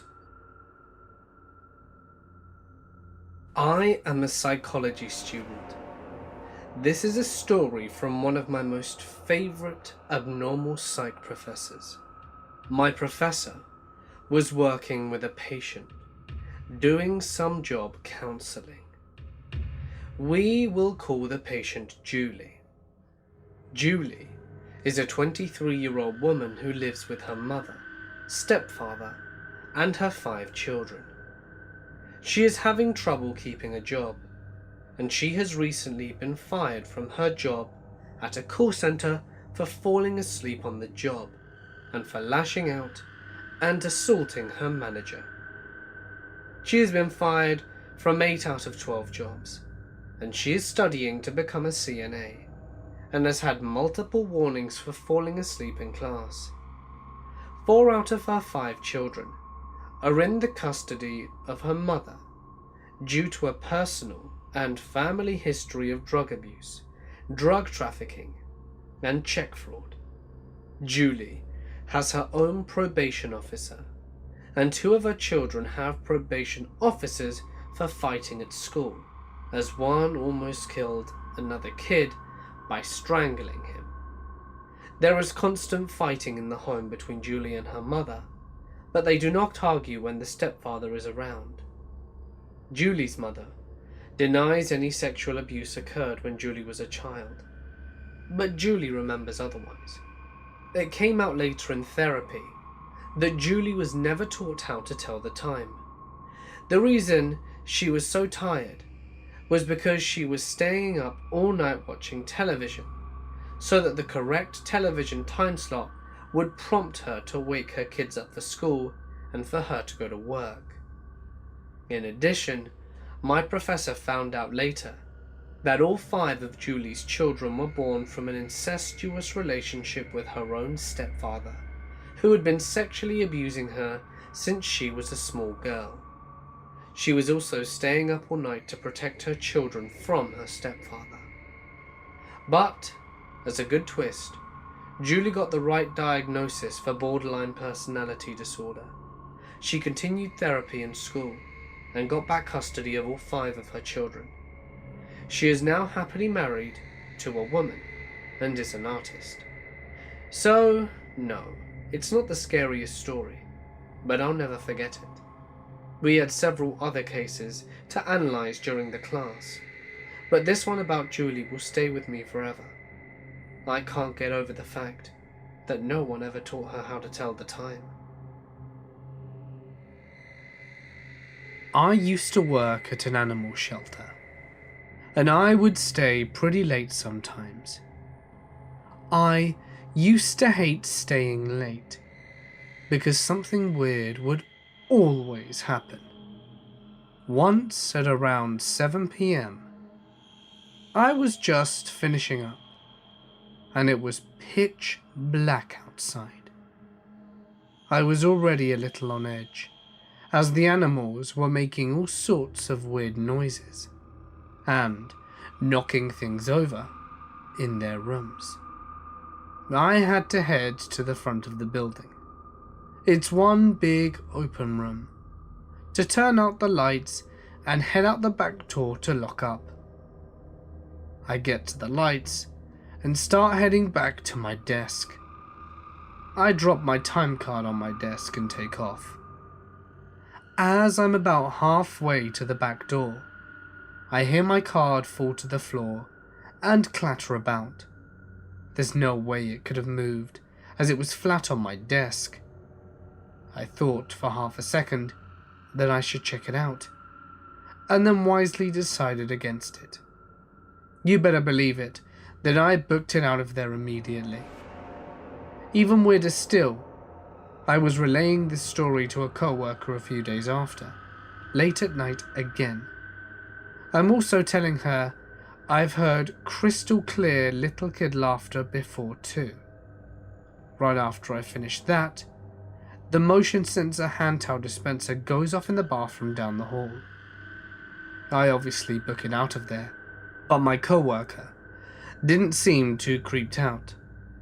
That place is weird at night.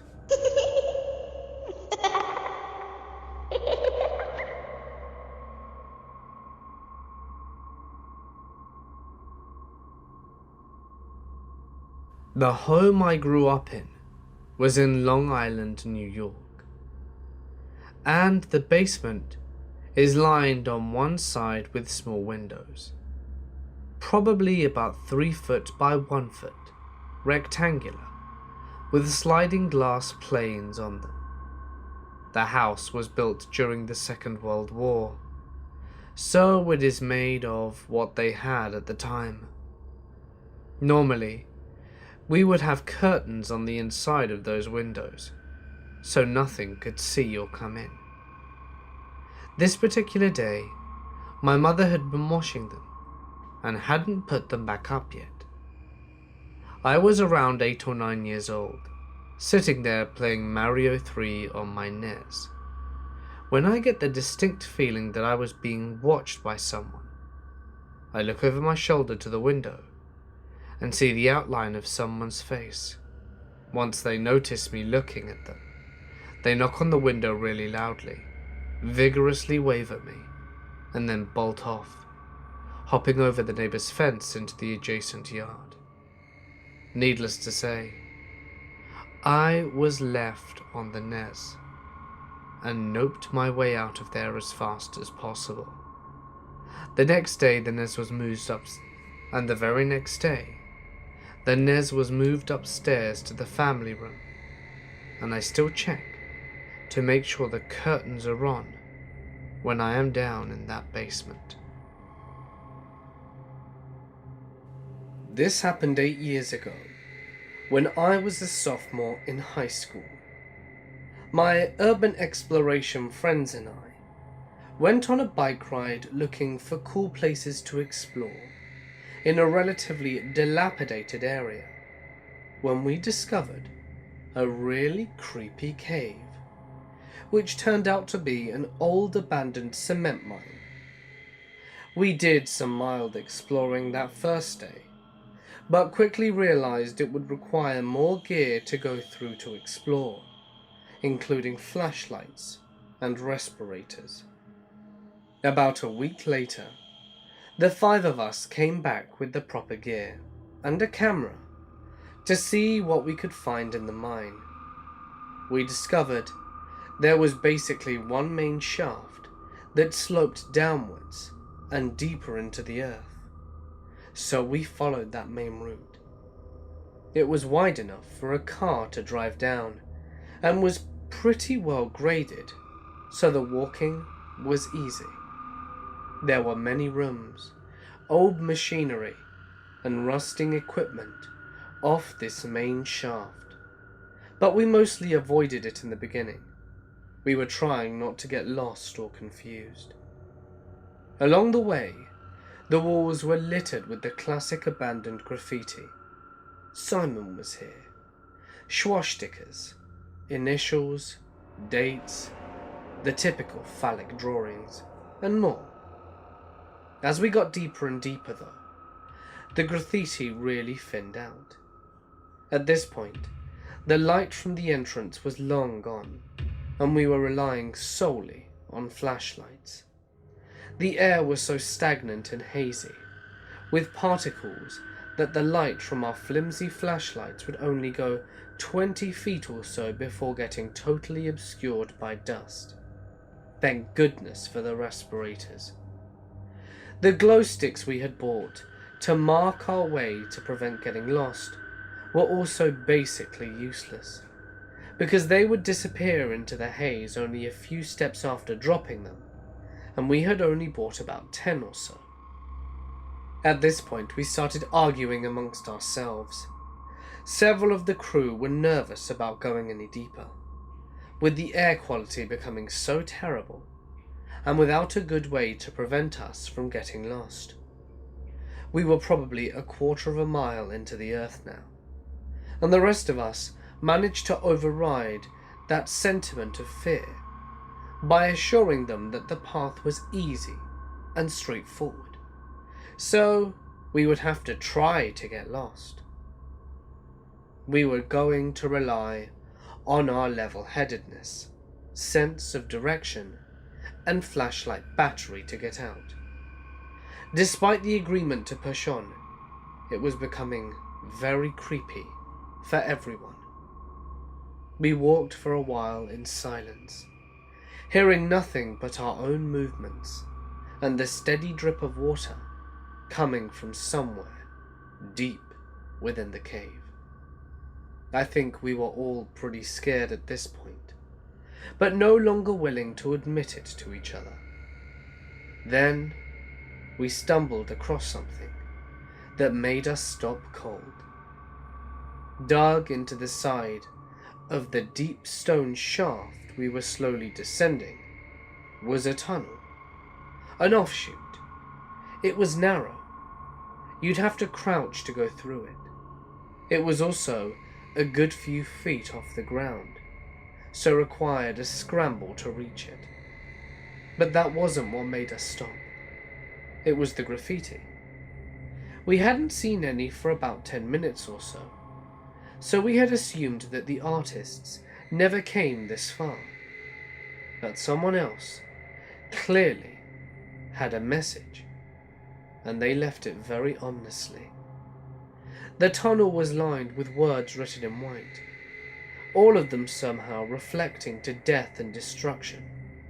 Scrawled through the tunnel were words like suffering, pain, plague, disease, and hell.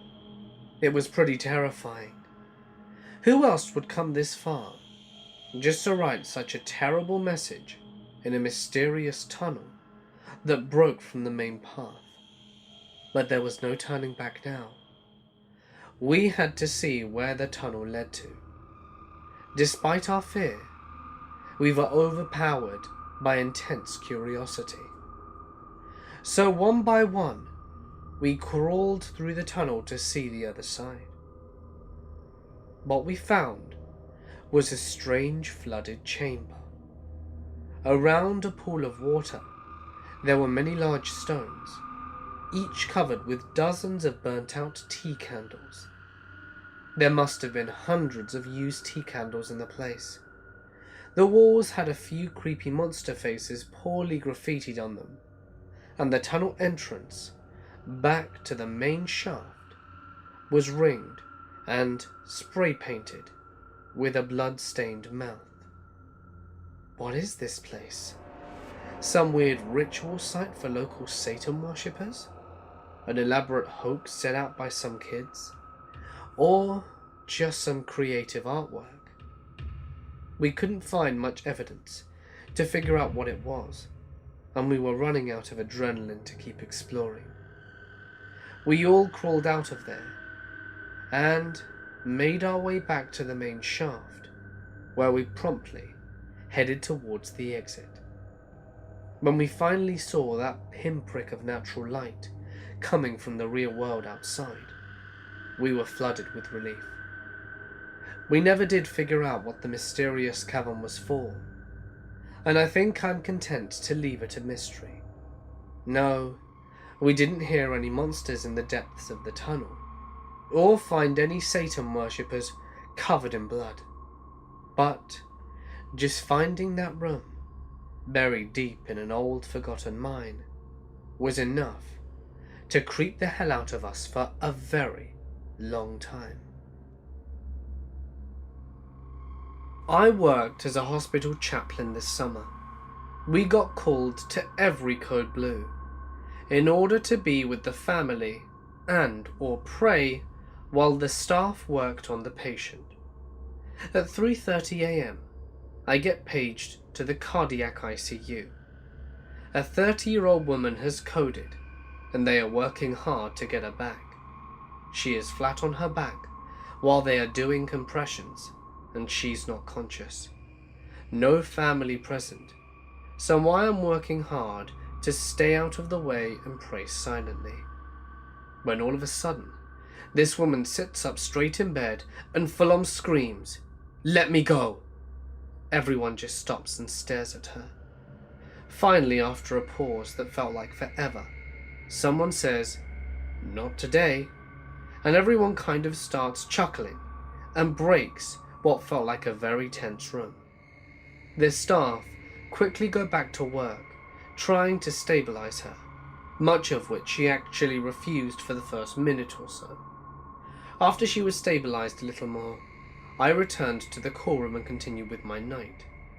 But months later, thinking about her and that scream, I still wonder what she may have seen and why she wanted to go so badly. Her scream has been imprinted on my heart and still gives me chills. I am a female, of age 24, and I live with my sister at the first floor of a 3-floor building, with a big garden surrounded by a fence and gate. The 2 other families in my building are cool, but the neighbours are honestly the worst people I have ever met. The landlord has already told the neighbours not to let their kids play ball and jump over the fence to pick up the ball in our garden. They've destroyed flowers, fruit, and the fence. And the parents don't care because they say that they're just kids and won't pay for the destroyed fence. Lately, my sister caught one of the kids peeping through our bathroom window. Fortunately, he couldn't see much because of the curtains inside, but he tried. We tried to talk to the neighbors, but oh surprise, they said they didn't understand that they only speak Turkish. How convenient. Anyway, I caught the teenage kid staring through the window the second time, and I called the police. They took 40 minutes to come, and they didn't seem to want to help. They said, without damages on your property, or if he didn't try to force entry, there's nothing we can do. My landlord said she'd already called the cops before, but they didn't care either. My sister and I also noticed some socks and tank tops of ours were disappearing magically from our clothesline outside. My boyfriend gave me a collapsible baton, 2 folding knives, and 2 pepper sprays, and we never leave home without them. It's annoying that nothing can be done about the situation. We're planning to move out. But why should we? Parents won't educate their kids, and the police won't help you. Something has to be done, but I'm not sure what. There is this abandoned mental hospital in my town called Prudhoe Hospital, near Newcastle in the United Kingdom, which is sort of the scary place kids go to show bravado. It's surrounded by woods, so obviously you hear a lot about it. You hear lots of stories from people after it was abandoned, but the spookiest things come from when it was still in service. My mum worked as an auxiliary nurse there for years, and she said at night, the crippled kids who couldn't move due to severe disease and birth defects would somehow get out of their cribs and into the middle of the floor on the wards. Whatever was doing this would also go around and remove blankets from all the patients and again pile them in the center of the room. Eventually security was hired, believing it was someone getting into the hospital at night and doing these things to scare people or just to cause trouble. However, even with security, they never found out who was doing these things late at night. This is only one of the hundreds of stories I've heard. It's quite spooky, and seems like whoever you talk to has a different story. I used to be a security supervisor at a hospital with an abandoned old hospital on site. We had to do walkthroughs, and I worked the graveyard shift. The place was creepy cool. I felt a bit like an urban explorer, but creepy nonetheless. It was like something out of 28 Days Later. Some lights worked, others didn't. Others still just flickered. So I'd be walking down a hallway with some pitch black rooms on either side, in a section where the hallway lights were out, and the next section, the hallway lights were flickering. I always felt like a hobo could be chilling in a room and have me at the disadvantage, as I'm loud, with keys, a flashlight, and a radio, and I always felt uneasy. On this one occasion, I showed up at midnight and saw the whole top floor of the hospital had every working light turned on. The split shift supervisor told me that he had called the maintenance guy, as they were the only other people with keys, and they hadn't been up there. He said it happened around 11, and he was putting it off for me to handle. Place stood out like a beacon across the whole hospital grounds, so I grabbed one of my guys and went up, and we walked together and turned it all back off. We didn't find a soul, but they could have duped us or swapped to a different floor. Only part of the abandoned hospital that's still in use is the psych ward. One time, the nurses called complaining about people moving furniture above them on the abandoned floor. So I went up and found the place a mess, but I didn't see anyone. We went down to tell them, and they saw up and down that it was loud and there was a lot of noise. One time, I was walking through the old ICU. No lights in the whole place, except one side hallway, and it flickered. So I'm walking up, uneasy as usual, and I'm walking past the side hall, and the lights flick on. To my left is a bloody man in a chair, and I damn near shat myself. Lights flipped off, and then when it came back on, I saw it was a mannequin, or CPR dummy I think, covered in some red paint, that was propped up on the chair. Turns out, some cops asked to see the haunted hospital the shift before, and thought it would be funny to set that damned thing up there for me. Lots of other incidents, like guards reporting hearing babies cry when there were none, doors opening independently, swiveling chairs start swiveling by themselves. It didn't happen to me personally, but we did like to mess with them when they were up there and yell into the mic every now and again. Makes you jump when you're quietly going through that hauntingly empty place. My mother works in a hospital, so I've heard enough horror stories. One that sticks out was when a guy was brought into the ER after being mugged. My mum was supporting his head and neck while he was being moved, and when she let go, her gloved hands were apparently covered in his blood and parts of his brain. Apparently the mugger had hit him so hard in the back of the head with a brick that his head had literally broken. She told me about it when she got home from her shift.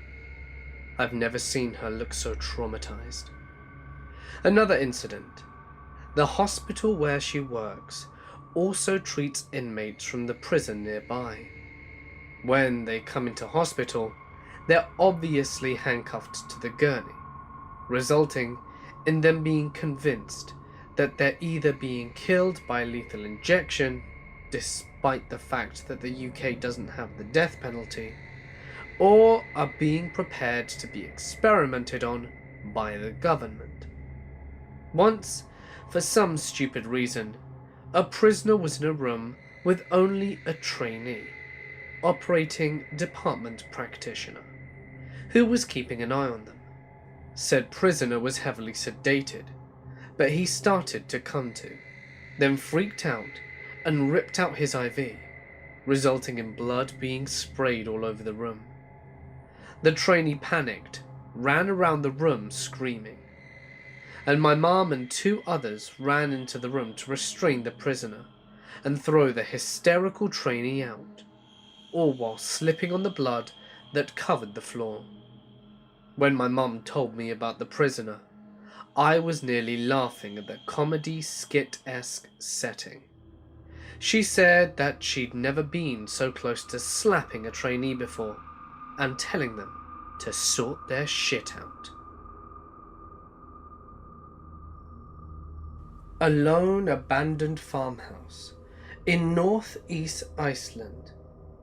Langanes. That's the place. This was a real, edge-of-the-earth kind of business.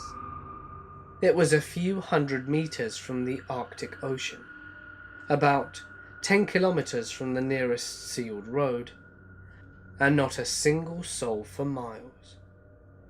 I was on my own and just heading up for a quick explore. I was on field work up there for other reasons. I went inside. It wasn't too messed up.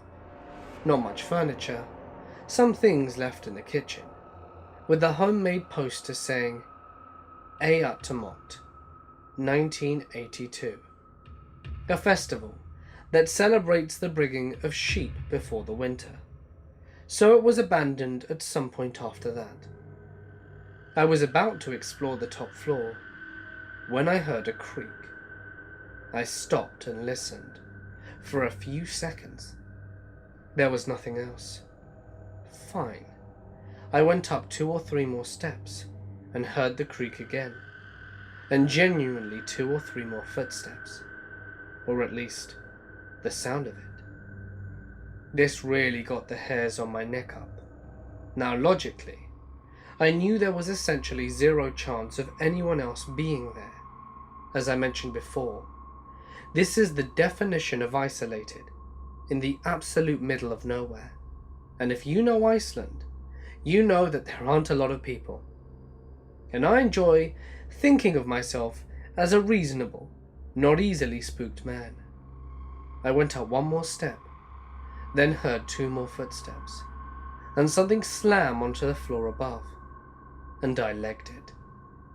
I ran back down the stairs out of the farmhouse, back into my Land Rover, and headed off down the track. I never did find out what it was, and I felt stupid, but my love of horror movies took control of my brain, and told me to run from the footsteps in the attic of an abandoned farmhouse. At least, I got a few good photos. When I was a little dude, probably 4 or 5, my little sister, who was 1 year younger than I, shared a bedroom. Our bedroom door looked over the living room wall, and behind that area was our playroom. The playroom was a level lower and had huge ceilings, so the living room was roughly 6 to 8 feet above the playroom.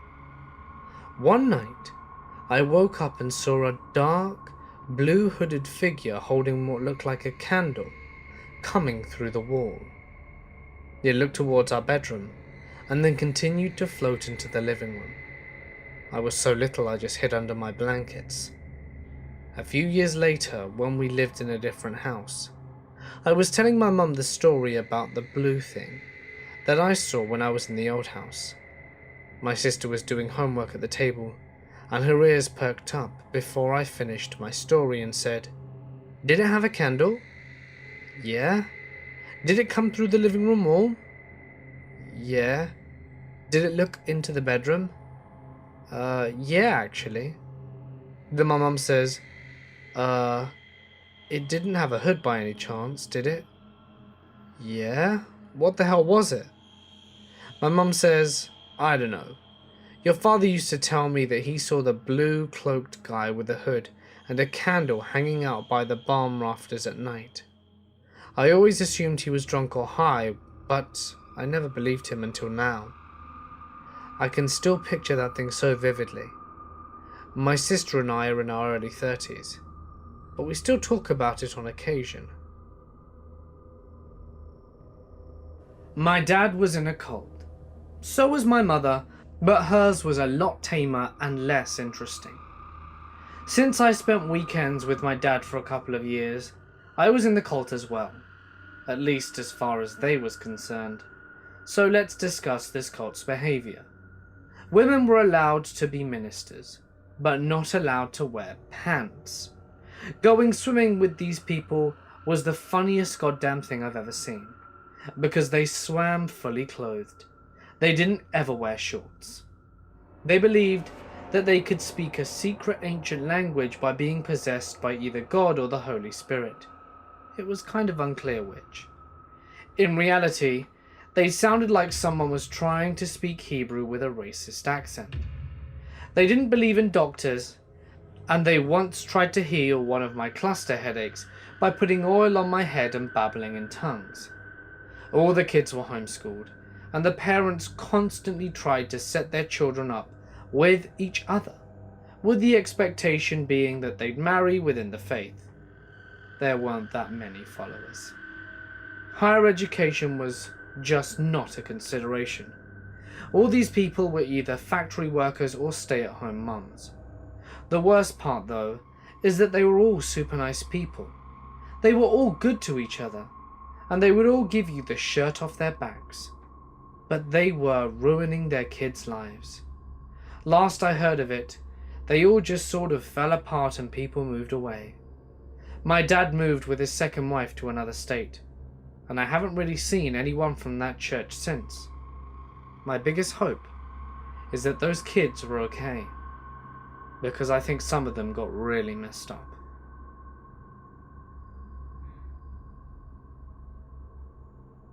I was the night watchman at an abandoned mental hospital turned state park for a summer in college. The only creepy thing I remember was one night I was with one of the state park police, and we saw flashlights in one of the buildings. Kids constantly broke in, and other people broke in to gut the old buildings of any copper they could find. So as I was saying one night, we saw flashlights moving around, so we went in. The officer pulled her gun and flashlight, and in we went. We could hear footsteps on the floor above us, so we slowly and quietly went upstairs. We checked every room and found nothing, and with there being virtually no places to hide, we found this very strange, until we heard footsteps above us again. This happened for a few floors, until we were on the very top floor below the roof, and we heard footsteps up on the roof, so we went up there.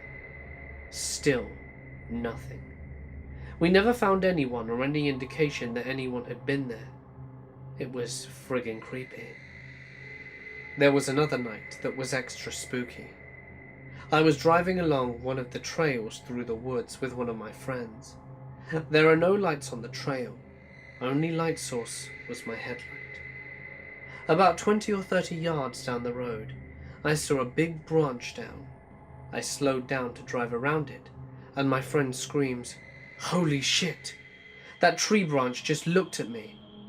I jammed my brakes, and we both jumped out, as someone took off into the trees. It was a dude, full camo from head to toe.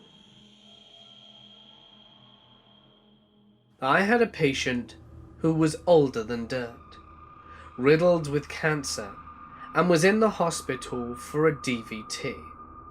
He died between rounds, but we had to code him anyway.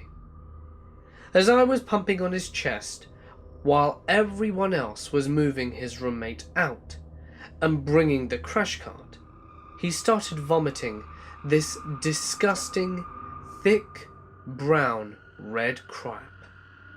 Every time I thrust, more would come out. I am trying to do effective compressions while holding his head to the side to prevent, or rather, at least, reduce aspiration. We coded for more than an hour, and he never stopped being dead. And then, I had to stay like an extra 2 hours to finish the work I didn't get done. Oh, and there was also the incident of the dude who had his toe amputated, and then we saw him back a month later. He hadn't changed the bandages at all, and his wound had got maggots in it. Apparently, his daughter came to his house to take him out for Father's Day. She helped him dress, saw the maggots, went out to eat anyway, then brought him to the ER. The ER opened the bandage and went, "Hey look, maggots," and replaced it, then sent him to the floor. Day shift nurses looked and went, "Oh my god, maggots," and left it for us. I had to take photos for wound care documentation, and then we drowned the maggots and finally put a clean bandage on. He ended up having to get an above-the-knee amputation, but at least the maggots reduced the infection enough to save his life. A few years back, when I was a medical student, I was doing my primary care rotation when I had to see a morbidly obese lady for a gynecological issue. She said she was having a lot of itching and soreness in her vagina. Even as I set up for a pelvic examination, I could already tell it wasn't going to be good. I could smell a foul odor already, and I hadn't even looked. I was gloving up when I got so nauseated that I was about to get sick. So I excused myself and lied to my attending that I had a problem taking a look, 'cause she was so obese, and I didn't have much experience with such a challenge. The truth was, I just couldn't stay in the room. It smelled like rotting vagina. A few minutes later, my attending called, in order to show me what he has found. I thought for sure it would be an aborted fetus, but I was wrong. I go in with my mask, and there, my attending dangles this cylindrical object covered with bloody debris. It was a tampon. She apparently had difficulty removing it a week ago, and my attending kept saying, "It stinks like a mag." The embarrassed patient was crying, and I felt bad, but I had to step out of the room because I was beginning to regurgitate my saliva and was on the verge of puking. To this day, I can't forget that smell. I think that was my deciding factor as far as not going into OB/GYN. I just don't want to encounter that horrific smell ever again. So this happened while I was living at home. I hear a glass breaking in the middle of the night. I think someone is trying to break in or something, so I call my grandpa as he lives downstairs, since my mum was away from the weekend. I wake him up and start searching upstairs while he searches downstairs, with not a single piece of broken glass to be found. I shrug it off and forget about it. A month later, my mum bursts into my room in the middle of the night, whispering and yelling about hearing broken glass and thinking someone is breaking in. I sleepily tell her that it's nothing, and I heard it a few months ago as well. She decides to go downstairs and check it out just to be sure. On our wooden mantel above the fireplace, we keep a religious candle. This one, I believe, was the Sacred Heart of Jesus burning all the time. We've had it for the past 21 years, and I think even before that. Nothing like this had ever happened. My mum walks downstairs to see if half of the candle glass had been shattered. The liquid wax poured out into a river, and somehow the flames travelled down the liquid wax and lit a little corner of our wooden mantelpiece on fire. I have never seen glass break happen like that, and I've seen a lot of glassware break in my time, in labs and in chemical engineering student life for many different pressures, temperatures and stress factors, and I have never been more scared in my entire life. My father went with a group to go on a trip to Tanzania to do some medical work in a poor village. For a few nights of the trip, the group stayed in a hotel. My dad was sharing a room with another man from the group, with separate beds. One night, he is woken up by his roommate who had the light on. He looks terrified, trembling and praying. My dad asks what's wrong, but he wouldn't say anything about it. My dad is obviously concerned, but since he couldn't do anything about it, he went back to sleep. The next night, in the middle of the night, my father gets up to pee. He walks to the bathroom and starts to relieve himself when he catches a very strong scent of body odor. He, and most of the people from the group, are daily deodorant wearers, being from the US, but many locals in Tanzania don't wear it as frequently. So when the smell hits his nose, he realizes that him and his roommate may not be alone. He turns around and sees standing there in the doorway a local woman, shaking violently, her eyes rolled up looking on the ceiling. He panics, as no one should have been able to get into the room. He turns back around towards the bathroom in a moment of confusion. But then when he turns back, she's gone, as if she'd never been there to begin with. thoroughly shaken. He goes back to bed, thinking that maybe he was dreaming or seeing things. He lays back down on his side. This story happened to a girl who attended my high school and was 2 years my junior. Our story begins as Daphne was going to bed one night during a Charlotte winter, which can get unpleasantly cold.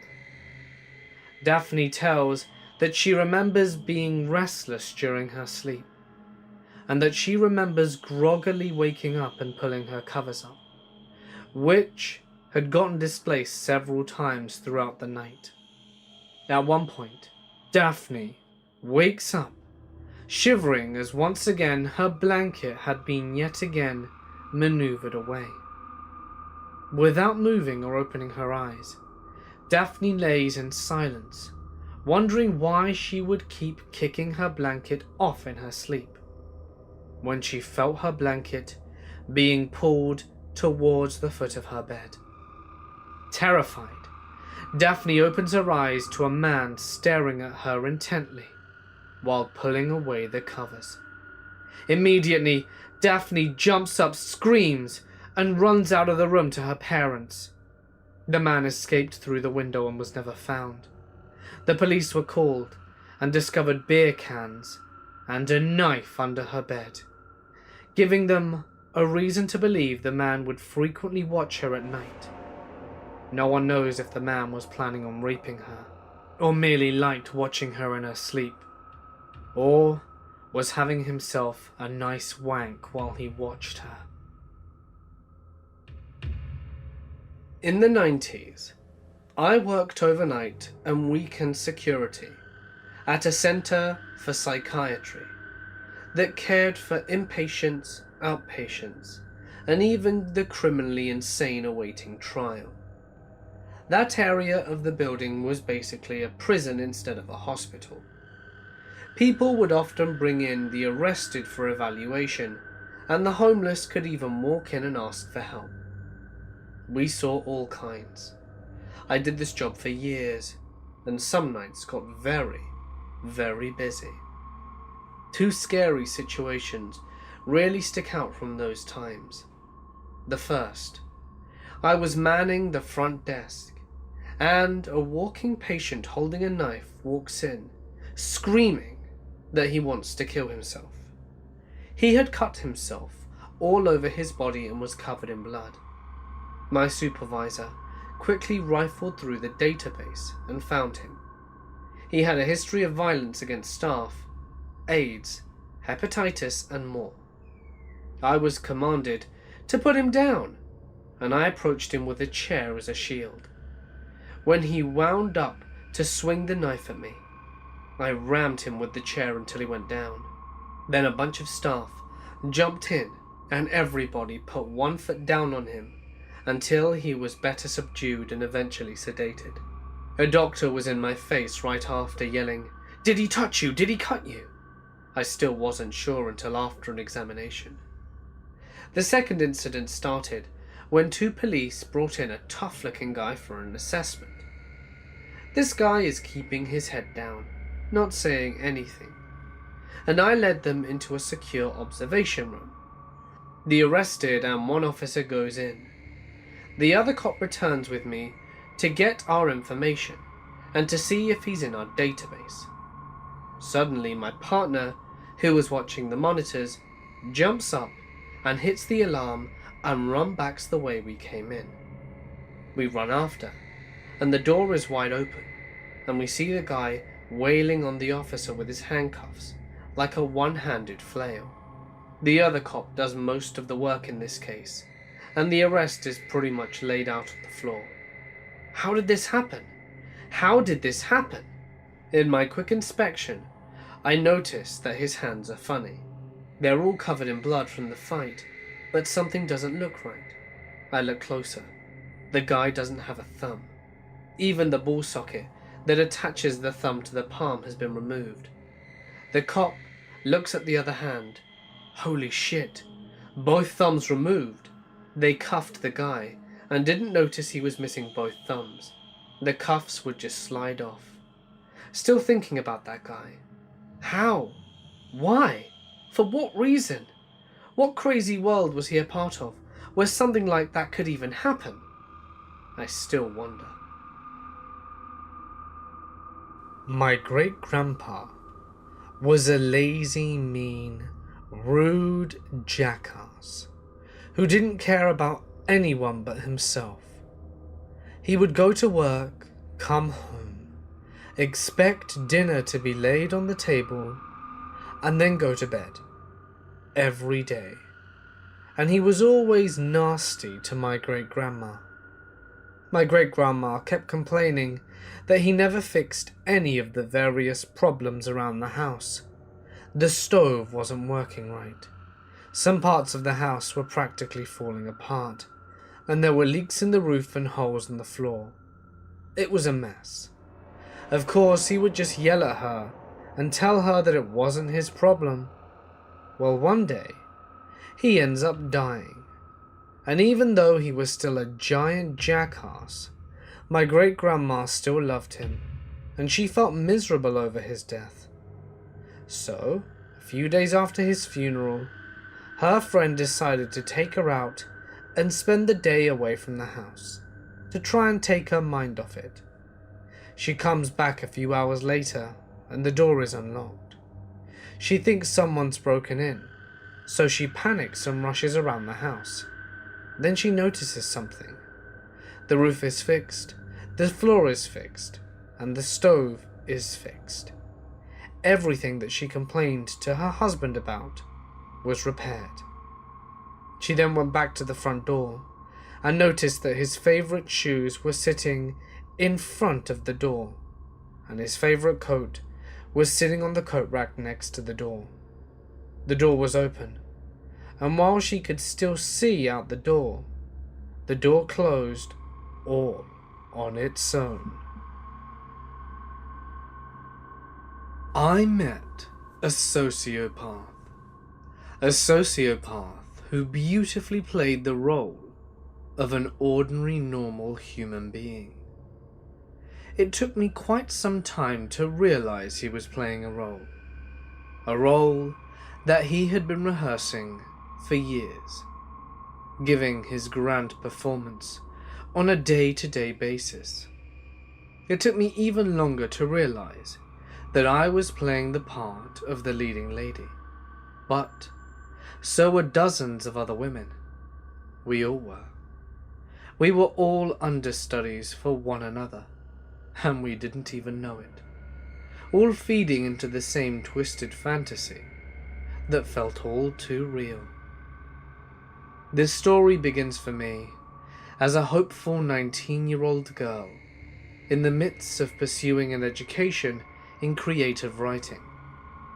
Prior to my first English class at university, I looked my prospective professors up on the internet. You know, those quirky rate my professor sites that we're all fed into. The comment section floored me as soon as I entered his name, as I was met with reviews of what an attractive and wonderful human being he was. As you can imagine, I sat patiently in the back of the room on the first day of class. I expected a Brad Pitt look-alike to appear. So when I was met with a pudgy, balding man in his late 30s, my mind whirled as I looked at my friend to my left and shrugged, feeling silly for bragging about how attractive this man was going to be.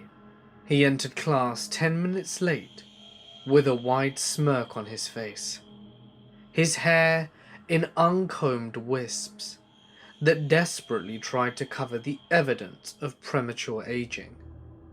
His face was swollen looking, with beady green eyes that sunk into his head, darting back at the wall and the tile ceiling. He had the physique of a man that spent most of his afternoons sitting at a desk throwing back beers, stains on his khakis and buttons missing on his blazer, and his faded white collar shirt was wrinkled and tucked into his pants in a haphazardous way. He was meticulously lazy. He wanted you to know that he didn't care. Every move calculated in such a way that you believed what he wanted you to believe. Looks aside, this man was a comedic genius, a real savant with words. He spent half of the class telling ridiculous stories, chock full of cuss words and euphemisms. His personality made up for the rest of him, in a big way, of course. It is later to be revealed that this personality was an act of work of a twisted, deluded art. Our first writing assignment was a personal essay. I chose to write a highly descriptive narrative depicting what it would be like to fight a female MMA fighter.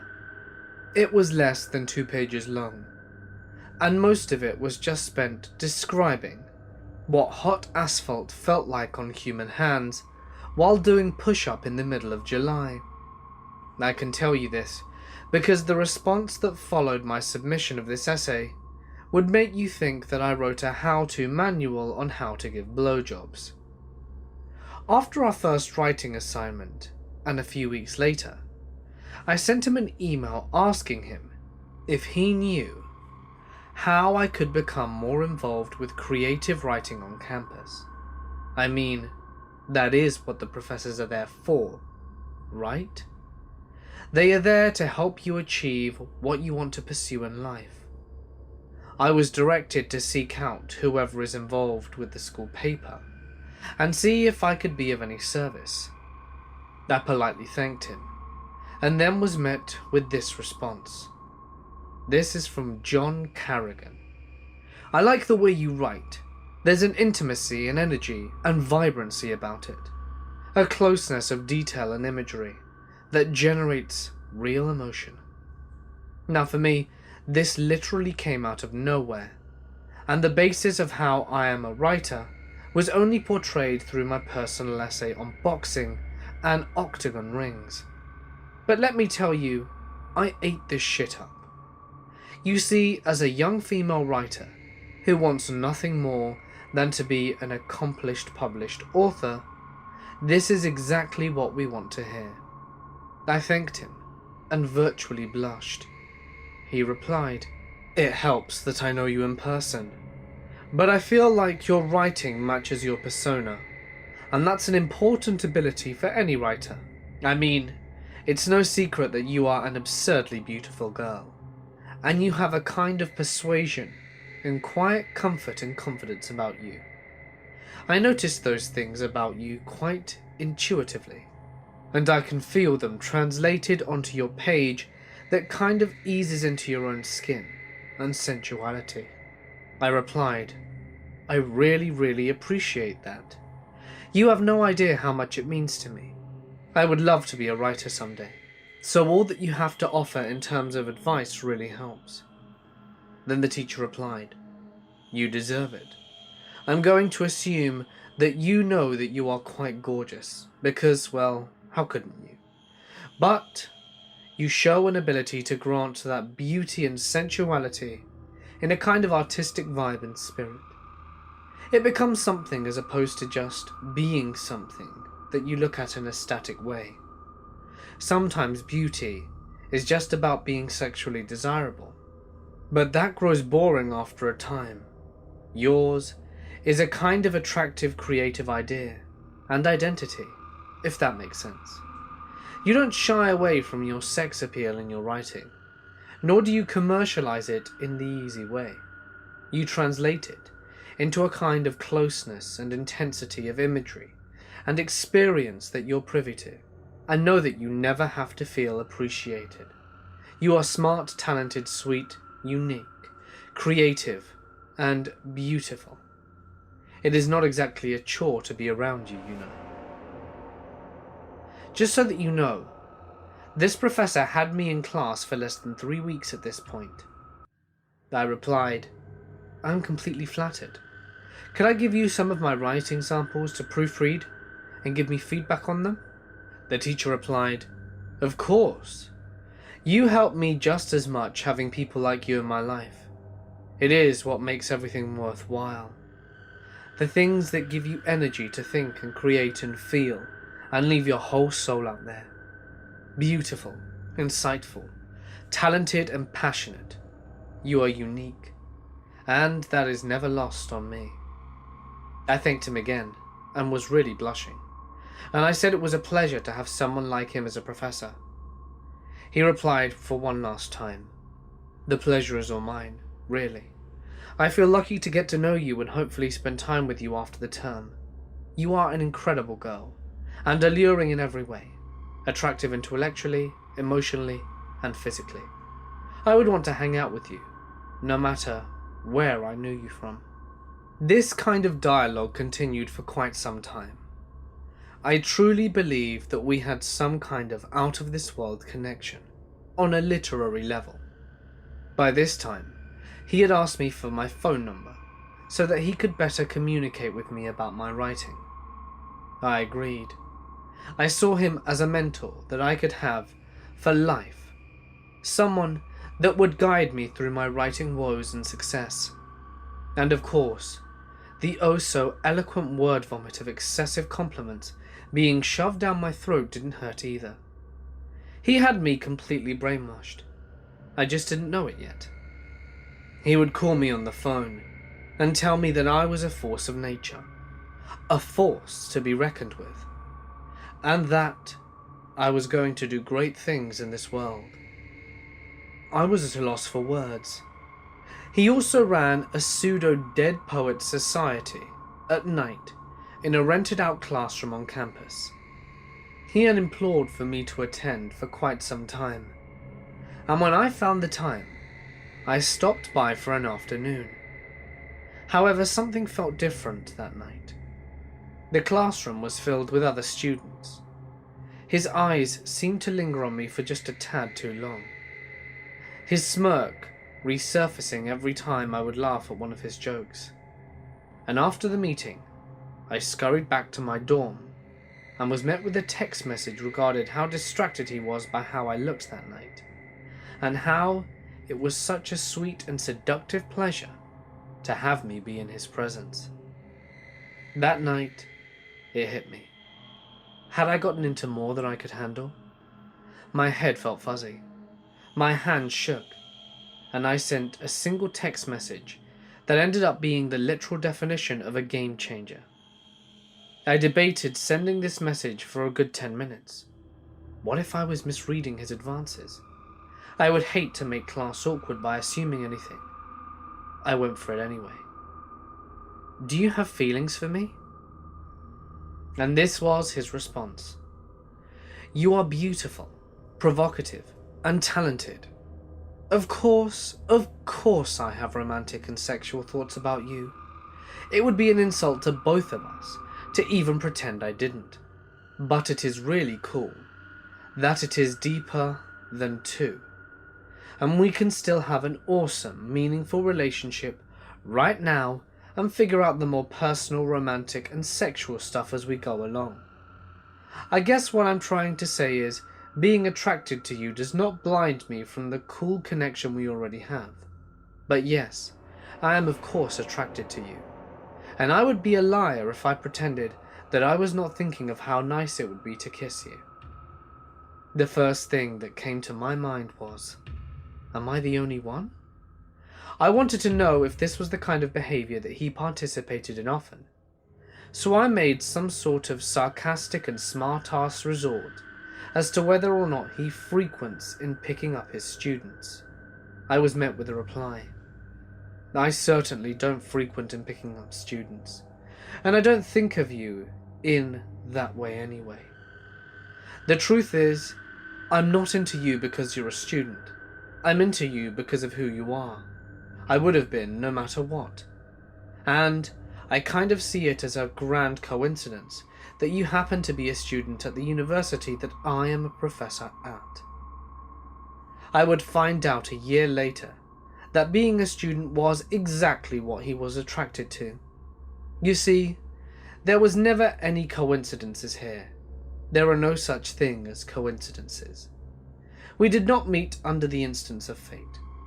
This was a calculated formula, years mastering and practicing, and I was just his latest victim who majored in naivety.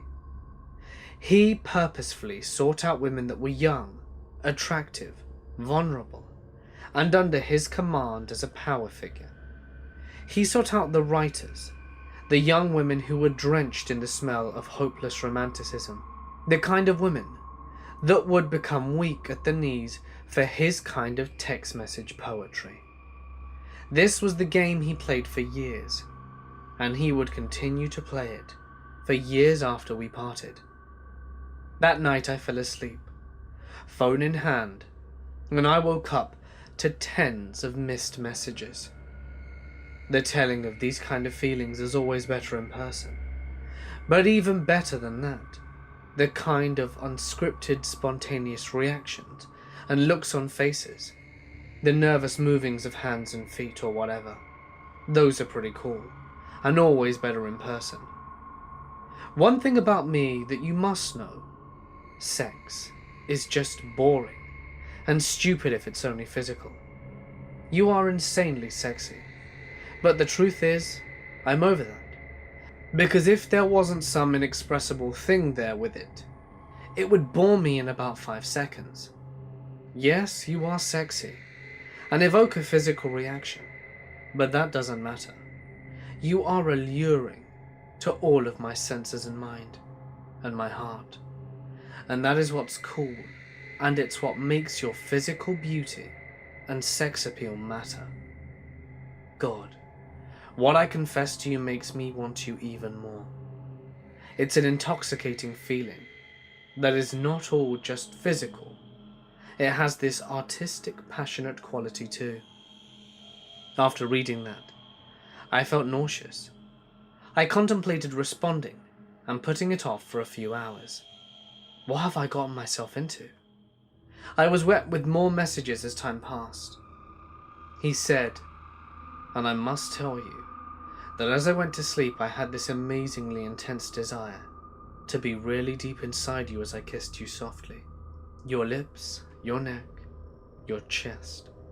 But the thing was that it wasn't it at all. It was coupled with an equally intense desire to hear your voice softly in my ear afterwards. To just talk and laugh and be. I felt as if I was in over my head with this. I began drinking whole bottles of wine before class, not being able to look at him in the eye. That goddamn smirk of his. It would follow me around the classroom like a plague, and about a month later of me avoiding him outside of the classroom, my drinking had worsened. I had been prescribed Xanax for the anxiety that I was feeling, and one night, I almost finished half a bottle of those nasty little blue pills when I received a text message from him. Come over. We need to talk. I needed this to be over, and made my way to his chance. The warm embrace of the drugs and the wine in the back of my throat told me that everything was going to be okay. I got behind the wheel of my car and plugged the address he gave me into my phone's GPS. When I arrived, he led me inside and locked the door behind us. The apartment was nothing but one big room with the world's smallest couch resting on the side. My eyes widened. I could die here, I thought. The drugs seeped deeper into my bloodstream as I shook off the thought. He showed me the bedroom, a dirty mattress propped up against the wall with a box television set on the floor next to it that was loudly streaming an episode of South Park. I asked for water, and he told me to take a seat. Now, when I tell you about this couch, it was small, and it was the only place to sit in the whole apartment. I think small might be an understatement. The couch was made so if two people sat on it together, they would be forced to touch legs, touch sides, and touch arms. Thinking back on it, I wouldn't even be surprised if that couch wasn't some sort of calculated purchase to ensure his entrapment succeeds. I sat on the armrest side of the couch to avoid having to actually sit together. He gave me a glass of water, and I chugged it, and he asked if I was nervous as he smirked. He talked about his family, about novels he had read, about his bookshelf, about where he had travelled to, and he asked me about my roommates, and seemed uneasy when I told him that they knew the address of his apartment just in case I didn't return. He told me about his feelings for me. I sat in silence and drank water. He excused himself to go to the bathroom, and I could hear him peeing just feet away. What have I done? Exiting the bathroom, he made for his seat on the couch once again. Except, instead of sitting down, he walked past his seat and lunged towards me, grabbing the back of my head and pulling my face up towards his. He kissed me. It was wet, it was sloppy, and I pulled my head away and looked to my feet. For some reason I will never understand, I said, "I'm sorry." I asked to leave, and he walked me to my car. As I pulled out of the apartment complex parking lot, he followed my car halfway down the road, smirking and waving. I got back to my dorm room that night after meeting him in his apartment. I locked my bedroom door and cried. A text message appeared on my phone. "My dear, you are an impossible woman not to kiss. I feel silly telling you how amazing it was to be with you, because it is beyond expression. Every hour has been a fight against the will and logic to not plead with you to come back, so that we could wake up in the same bed, smelling like each other, tasting like each other. Being next to you is intoxicating. Kissing you was a wonderful feeling. It made me yearn to be so close to you, inside of you. Not even for the physicality of it, but because that is the purest, most raw, most real, and deep way to experience the emotional and intellectual aspects of it." What was happening? Did he not see the fear on my face as I left?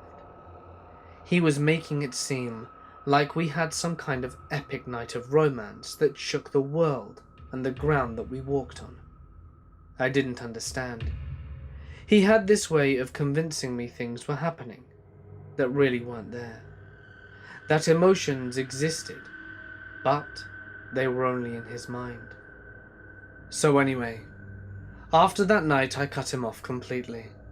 I told him to only talk to me if it was in regards to my studies, class, or any academic matters, and I was met with this response: "You would not like to see me in opportune, non-classroom settings?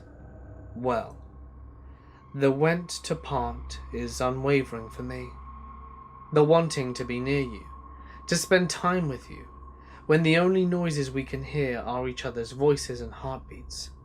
The desire for those moments doesn't go away, and it won't." I tried to move on. The semester ended, and over the summer we had some contact. He asked me on dates. He sent me his writings, and I tried to look past the romantic feelings he shared with me, and tried my best to coexist within his world that he had constructed. And then, the webs he had begun to weave started to unravel. Other female students approached me, not for any other reason than light conversation and gossip. They asked me playfully if he emailed me a lot too, telling me that he would email them and compliment them on their appearance, telling them that they had such lovely potential and what a blessing it was to have them in his classroom. One girl even mentioned to me that he had asked her if she would sleep with him, and my blood was boiling at this point. I had been so naive and so blind as to what was really going on. I was not special. He did not care about my writing. He was a serial seducer of his female students, a predator, a liar. He used women to feed his own needs and his own ego. He was an actor in his own play, and we were all his pawns to toy with. I sent him a long, angry text message, citing that I knew he had been seducing other female students. I told him that he was truly a great writer of fiction for his whole life, his personality, and everything, and it was all lies that he had constructed. I was met with an immediate response. I am a little touchy about this subject, because of the fact of the matter that I am young and not married. Every time someone sees me talking to someone, they say, "Oh, I wonder if he and her are at this or that." And I get that that's just life, and it comes with the territory. But I would never want anyone to get the wrong impression. I've spent 95% of my professional career in my 20s, and because of I've spent 95% of my professional career in my 20s, and because of this, I've more a social type of conversation with my students of both sexes. It's just my personality. But I say, as God is my witness, that I have never created a conflict of interest or taken advantage of that position for personal, social, or sexual gain.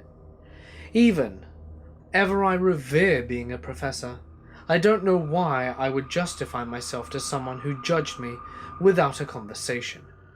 But I like and respect you, and it is worth to me. As God is my judge, it's the truth. I told him that a student had shown me emails that he had sent them, emails that explicitly cited examples of him trying to seduce them.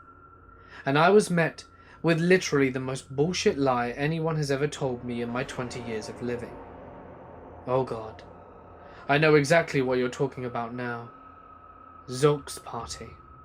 That is going to sound stupid, but my friend Pete was staying with me and my email was open as my homepage. He thought it would be a hilarious practical joke to write to people in my inbox. I know how stupid that sounds, but I swear on my sick father's life that that is the truth. I promise on everything I hold dear and holy that this happened. I had forgotten all about it. I'm not going to bring it up again because the whole thing was ridiculous and painful in ways I can't explain. But, just from me to you, as someone who cares about you deeply and respects you profoundly, I promise you that's what happened. Pete and I were best friends since the ages of 5, and the truth is, we haven't spoken since it happened, because he had no remorse or understanding of the consequences of that kind of joke. I lost a dear friend over it already, and I only bring it up now because I don't want to bring distance between me and everyone else I care about. I've been over-vigilant about these sort of things, and to have him make a mockery of all crushed and angered me beyond words. I swear on my mother, father, and everything in the world, if you want to judge me, even though you literally have no clue what went down, you literally have no clue what went down. Then I suppose there is nothing I can do about it. It is not science. I wish there was some forensic way I could prove it, but I can't. It's just true. And unfortunately, I have no way of proving it. But it's true. But go ahead and thank you for knowing everything about somebody when you are 0. Absolutely 0. I said that he was a liar. I said that the message was the greatest piece of fiction he'd ever written. And he told me, I understand your feelings on this, and honestly I would feel the same. But you should know that you're being ignorant. When I found out that he had sent out those emails, I wrote the whole thing up and had him sign it, and gave it to my department chair just in case any problems came up, and none did. There's papers on file about this, and I was hoping you might just give me the benefit of the doubt without going into all this nonsense. But you just didn't know anything about what happened. I'm sorry about the whole thing, but you just don't. I can show you the paperwork, but it's all worthless, and are only going to assume the worst all the time. I'm not a fool, and I revere the Academy. I mean, I was mesmerized by you, and still never said a word until after you turned the conversation in that direction. That is all I have to say. Have a nice night. I hope we can move past this.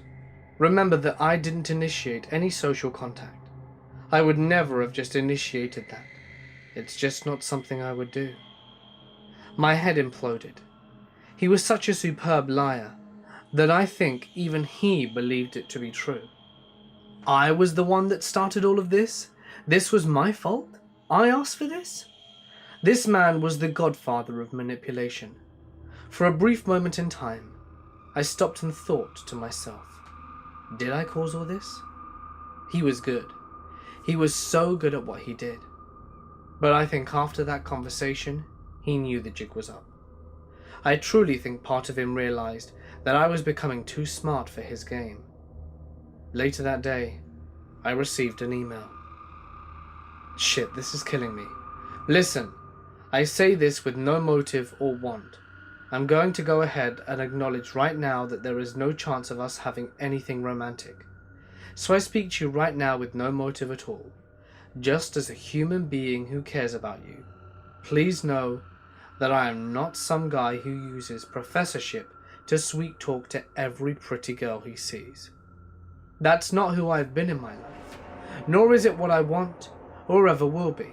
So please, let's just move on from this as people, and acknowledge we can't have a romantic bond. I say this to you only as someone whose heart would be broken if someone I cared for so deeply thought that's who I am. I'm an emotional person, so I take things very hard in every context. And I first just want to say I'm sorry for being combative about the whole thing, as I understand how you feel. I'm certainly guilty of liking to hear myself talk, have an ego, think I'm charming, and running my mouth too much from time to time. All things that I willingly admit, and things that I'm trying to work on.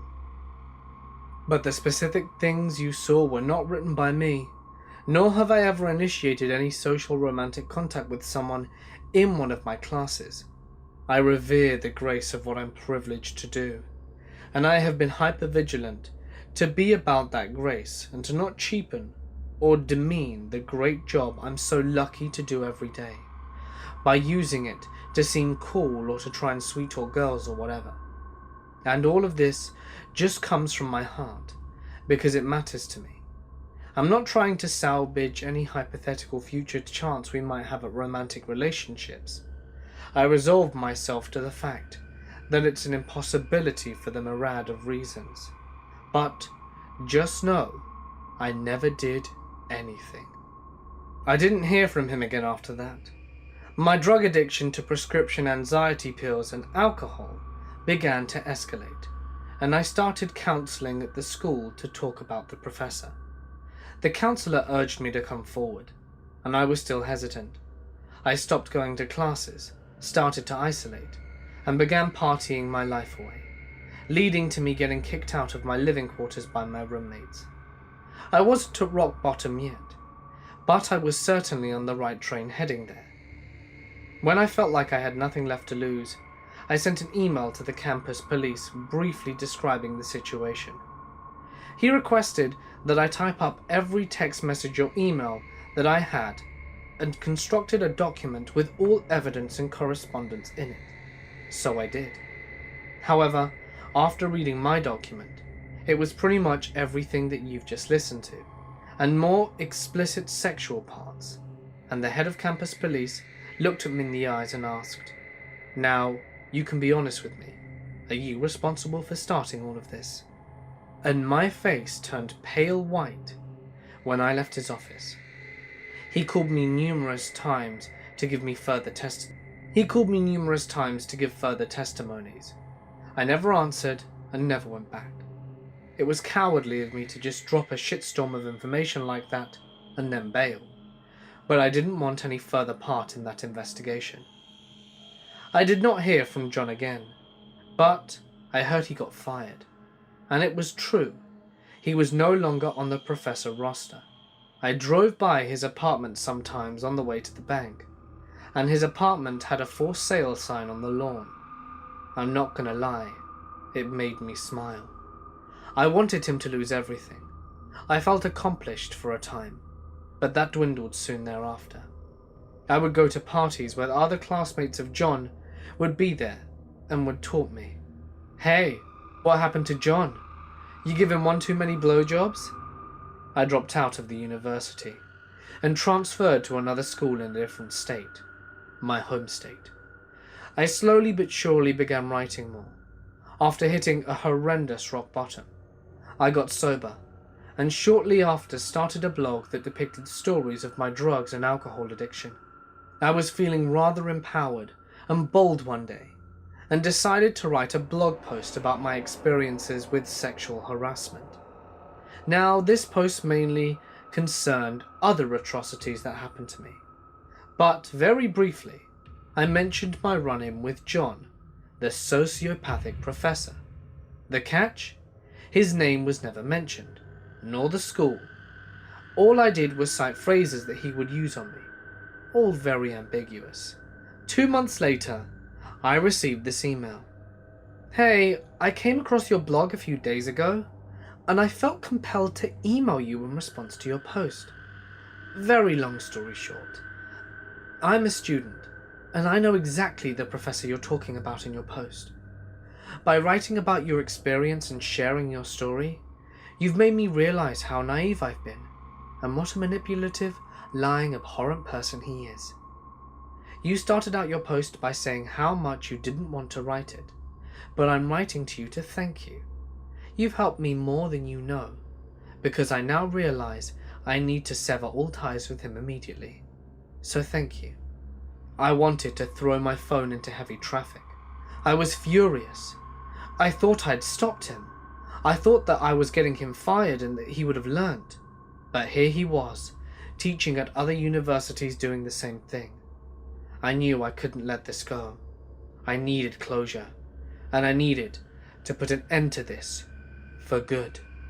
After hearing that John was at another university, and at it again, my blood was boiling. And well, this is where I might lose 70% of you listeners that had my back. I could have let this go. I lived in another state and had a pretty decent life. I could have just walked away and said, well, that's her problem, and leave it at that. But I didn't. Something inside me felt morally obligated to finish what I had started. The main reason I reported him was so that he would never be able to manipulate and torment young female students again. I truly thought that I had failed, and that was it for my responsibility to fix it. I could not understand how someone who was fired from sexual harassment could still obtain teaching jobs. I doubt the information was ever disclosed, and was just swept under the college rug. I decided to ask the girl who emailed me, Emily, what her story was.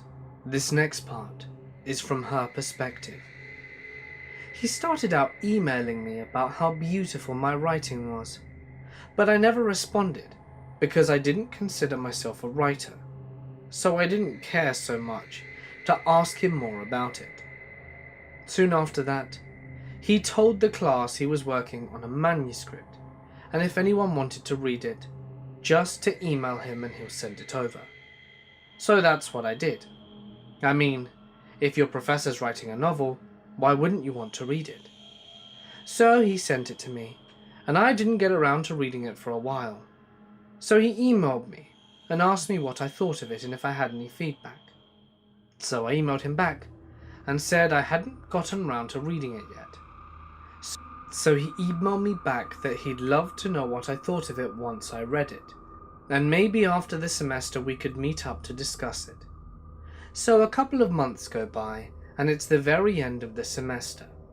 He already knew I would be in his class the next semester too, along with the majority of my classmates from his full class. So he takes the whole class for pizza, and everything seemed pretty normal. But he specifically asked me about my boyfriend and if I lived with him, which is the first thing I found very strange about him. Relationships had come up at some point in class, and I mentioned my boyfriend and how long we'd been together. So he emailed me later that night, gave me his number, and asked if I wanted to meet up and discuss his writings or to text him. But I never did. So he emailed me on New Year's Eve, oddly enough. saying he was really interested in my opinion and he really wanted to meet up. So I gave him my number and we met up 2 weeks later. A little at first and then more and more frequently, but nothing inappropriate. By now spring semester had started, and it was mostly just, I liked what you had to say in class today, or you looked pretty. He's very good at reading people, and I think he knew I wouldn't take any sexual shit if he tried to pull it right off the bat. Then it got more into the, I feel this special bond between you, and if I'm being completely honest, I have sexual and romantic feelings for you, but I know you're in a situation and I respect you too much to ever do anything to jeopardize that bond we have. He then said, I like you too much just to kiss you and possibly lose you forever over it. And I like you so much as a person that I want to be around you. And I know we can't have anything romantic, but I feel like I need to be friends with you. I can keep it completely platonic, despite my feelings for you. And I believed him. So we met up for coffee and pizza or whatever a handful of times, always in public places, because as much as I believed what he said, I still knew something was fishy about him. I also let him know that my boyfriend knew where we were and that I was with him. But his texts started getting more and more inappropriate, as I would try to change the subject and just ignore what he was saying, until it got out of hand. So that brings us to a few weeks ago. I told him I needed to not talk to him anymore, and he basically said, okay, but just know that something is eventually going to happen between us. And even though he hasn't made any moves, it's only because he respects me too much and he's resolved to let me be the one to initiate anything. So I received a couple of emails from him, and some of his writings, and I would just email him back and say thanks. And he would email me back with that he missed me. Then in, I assume, a very desperate act, he started telling me about you and what happened. He told me about you early on, his very skewed version of the story in which he was the victim, and I took his bait and texted him in response. I just meant to text him a very quick message, but he went back to like, I had never asked him to stop talking to me. Very inappropriate off the bat. So I asked him your name, just because I was curious, and I googled you. Sorry. And I didn't find anything too curious, so I let it be. But he was being so comfortable telling me things I didn't want to hear after me telling him I didn't want to speak to him 2 weeks earlier. And then more red flags than normal were raised. So I googled you again, just to see if I could find any articles or anything to tell me what really happened between you two at the university, and found nothing about it. And that's when I came across your blog, and I had an epiphany to say the least. So he texted me late Friday night, just after I found your blog, and I didn't respond. He didn't text me all weekend either, and he usually doesn't because he knows my weekends I work and the schedule is a little crazy. And he usually doesn't because he knows my weekend work schedule is a little hectic. So all weekend I was going back and forth, should I reach out to you or not, because it's really hard to decipher his truths from his lies. So as you know, I just went for it on Monday. Then he texted me yesterday morning, and I told him I wanted to go back to not talking to him anymore. So he said, Emily, you know how I feel. So, you know, I'm sad when I can't talk or see you. But you know that I'll give you whatever you need. And I want it to work. I want it to be right, whatever it takes. You're wonderful, Emily, completely. You'll definitely be on my mind. To which I responded to, just okay. After reading her email, I asked her if she would ever report him. She was very hesitant due to the fact that her mother was also a professor at the university, and that made things very complicated for her. I know none of you know me personally, but I can't sit quietly about things like this. being the victim of rape, and countless situations where sexual harassment or overt creepiness is involved. This really hits home for me, especially when I knew this man personally and what he was capable of. I looked at my phone, and for the first time in about 3 years, I looked up a name on my contacts: John Carrigan. The following ensued through text message. I said to him, "You have learned absolutely nothing from your past actions." Then he replied, "From what happened at our university? I know I'm as immature and cavalier, and I absolutely learned and grew from that. As God and my Father are my witness, I did. It changed me completely." "Oh, so you no longer seek out romantic relationships with female students then, I assume?" To which he replied, "The truth is, I never really did. Just immaturely liked to flirt and get the attention, though what we shared was so different, and I made a mockery of it with my ego, and I sincerely apologize. But no, I've grown out of all that stuff completely. There was a time when I enjoyed the mysteries and flirtations, but I've learnt my lesson about such things, and I've learnt what's important. I've become humble, it's quite a thing, but I've humbled myself and been less selfish, and in a crazy way, I do have you to thank for that. I didn't lash out at you even right when it happened. I didn't yell and scream or even ask you why. I thought it was a bad idea for us to be in touch. If we had been in touch, I would have only asked for a chance of forgiveness, nothing else. How about the bullshit story of yours about Pete and all those emails he sent to girls in your classes?" John said, "We react badly when we're embarrassed. I make no excuses. I was embarrassed and reacted like a teenager. Stupidest thing I did in my first year of teaching. I felt so embarrassed. I fell back on that stupidity. I was an immature jackass, and I make no excuses for that." "So you're still baiting your students with your writings, I presume?" "It's available if people ask for it. You and I first connected as writers. That's where the raw connection feeling came from. I'm sorry that the messed up ego and vanity got to you, truly. But maybe we can put an end to the bad stuff behind us and focus on the good. You can write. It's as simple as that. You're a natural. It's very rare."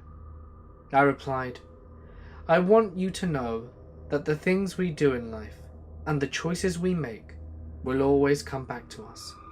Don't forget that, John." At this point, I think he begins to understand that I'm onto him, because he starts off with a new weapon: bribery. He uses my dream career to bait me. Just so you know, and there's no expiration date on this, but I'll be teaching a creative writers workshop, and if you ever want to guest lecture, the offer stands. I figure maybe that's a decent way to focus on positive things and put the negative things in the past. People will really benefit from your perspective." I reply, "Really? Are you joking? It would not be a good idea for me to be a guest lecturer for a professor I got fired. I would lose any credibility, and I choose what is right." He replied, "From my point of view, I think it can actually, possibly lend more credibility, as it's a clear show of mutual maturity, and no hard feelings, and a focus on good and positive things, instead of past grudges and mistakes. Also, I wouldn't introduce you as, 'This is the girl that got me fired.' Life is usually long and winding.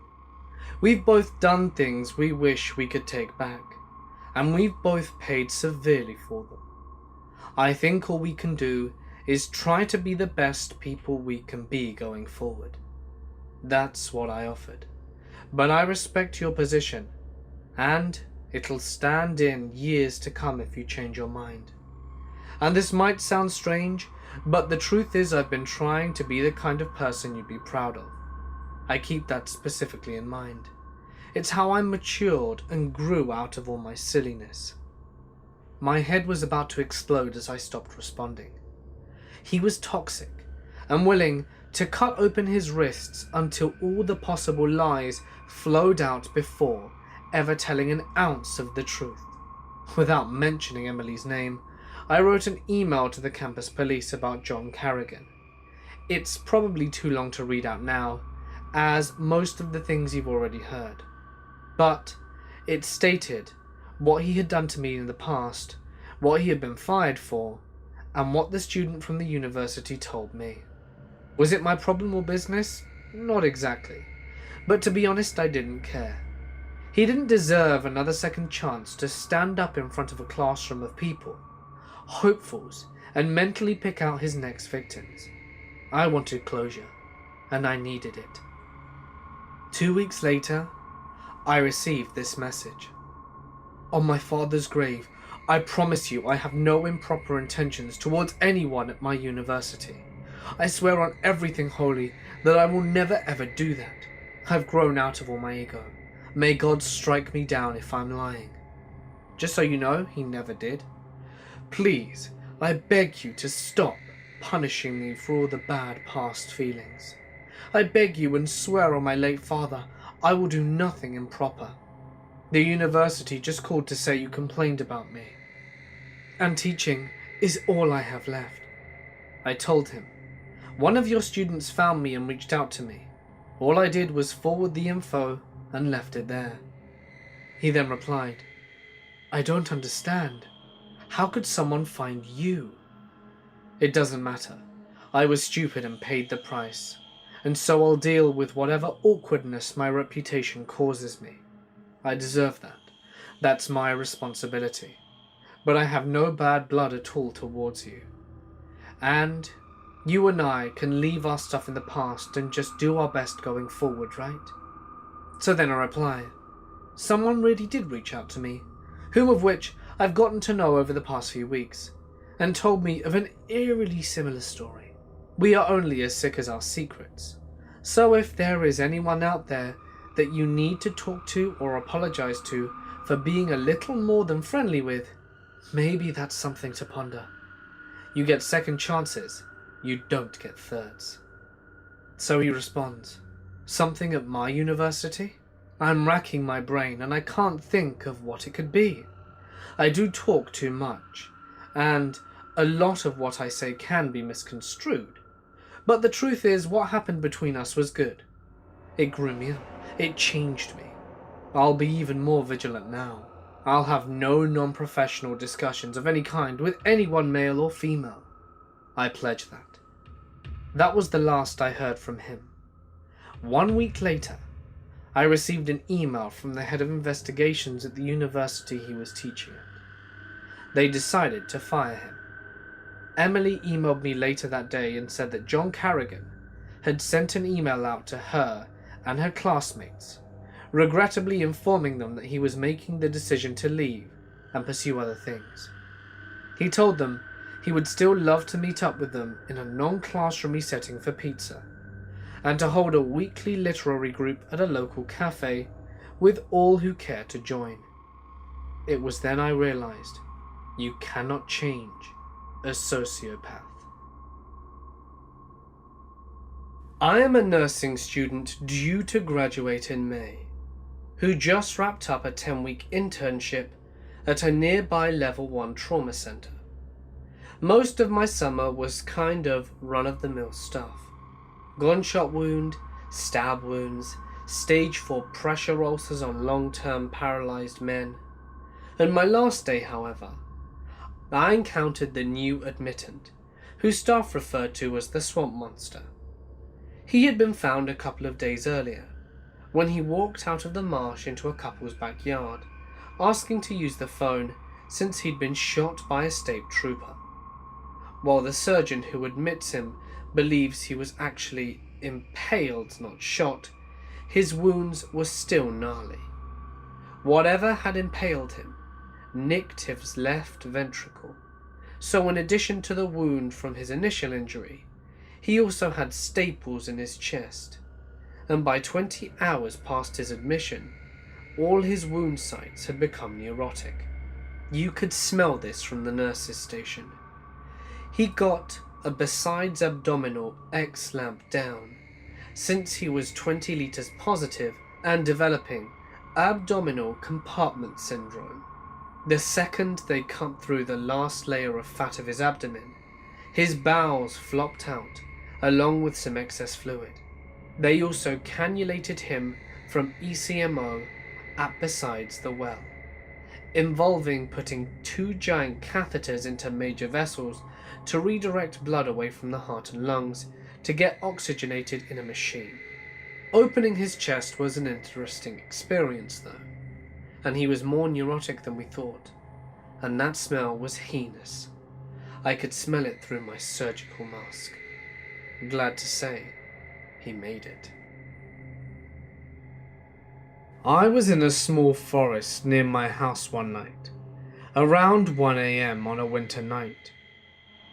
The reason for this is because I was practicing meditation, and sometimes like to go out into nature during sessions. I sat under a tree, and the place was deserted when I got there, and just calmly melted into the environment. I managed to get into a pretty deep state, so everything was sort of dreamlike. About halfway into it, these 2 young women came in. They were getting drunk and high, and were giggling and tipsy. They sat down about 20 feet away from me, facing away, chatting, totally unaware of my presence. One of them then noticed me and started freaking out. "What's that? Did you see that?" she said to her friend. Then the other one noticed me, an ambiguous silhouetted lump under a pine tree, and they shrieked. My response, in a monotonous tone, was, "Don't worry, I am a human woman." I was in a particularly deep state at the time, and I didn't really think about how it sounded very strange until afterwards.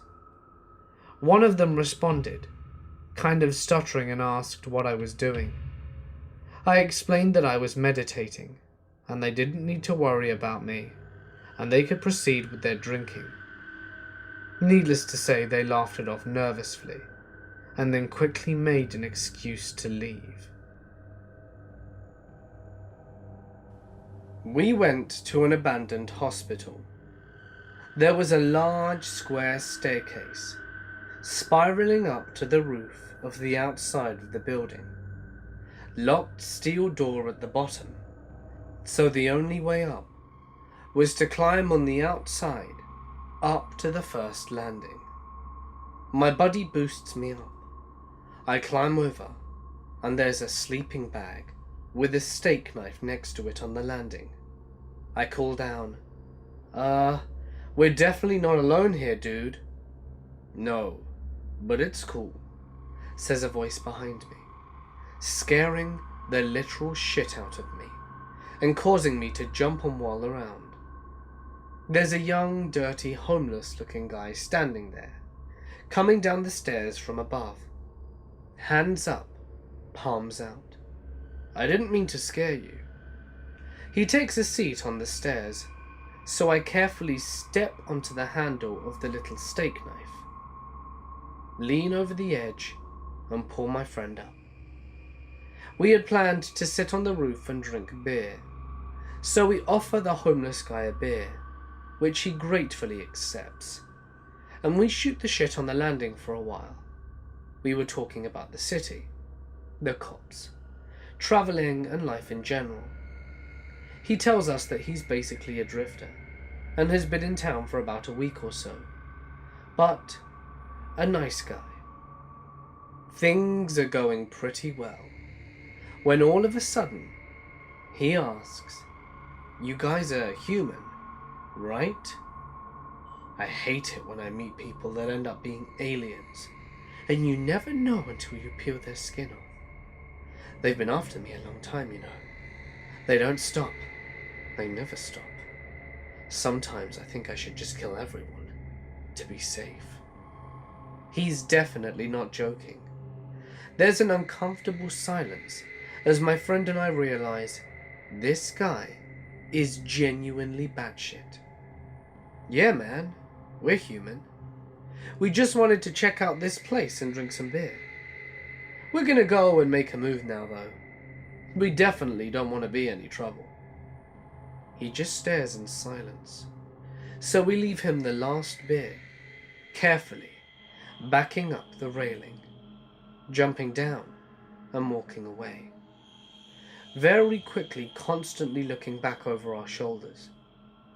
The entire time, he's just standing there, still and silent, watching us leave. This place is still abandoned, at least in the last 5 years it has been, and we've never been back. I'm not a believer in the supernatural, but humans can be deceptive and dangerous in ways that you can't see coming. There was this abandoned hotel I was checking out. I gained access through a blown-out window near the indoor pool.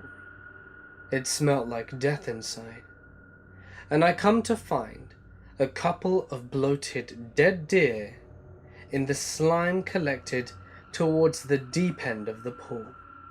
That should have been my sign to go.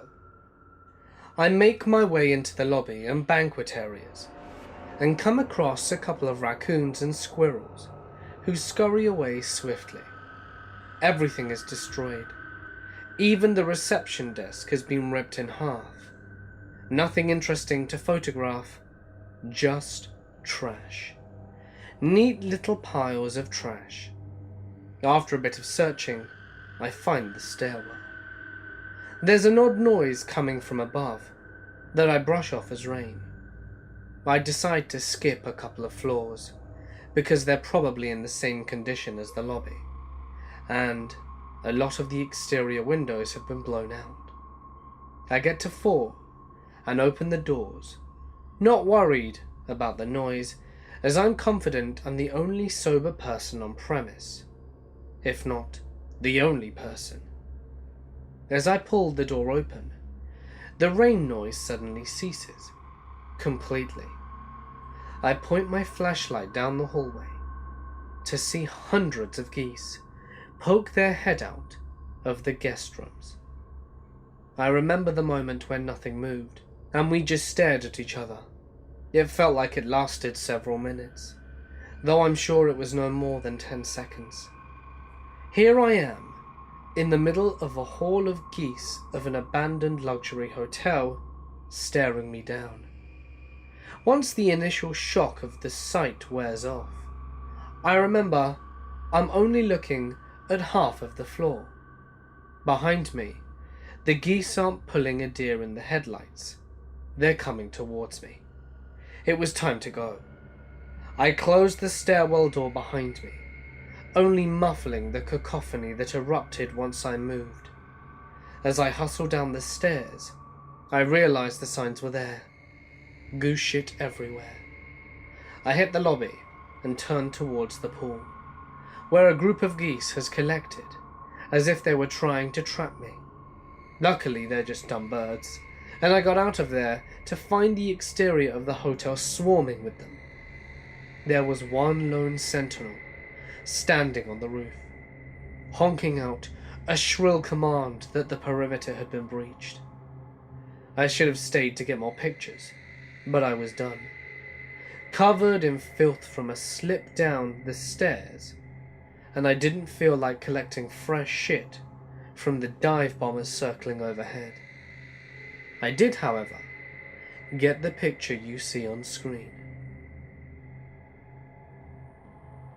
I worked IT help desk in a hospital for 3 years, which meant working a late shift 1 week out of every 6.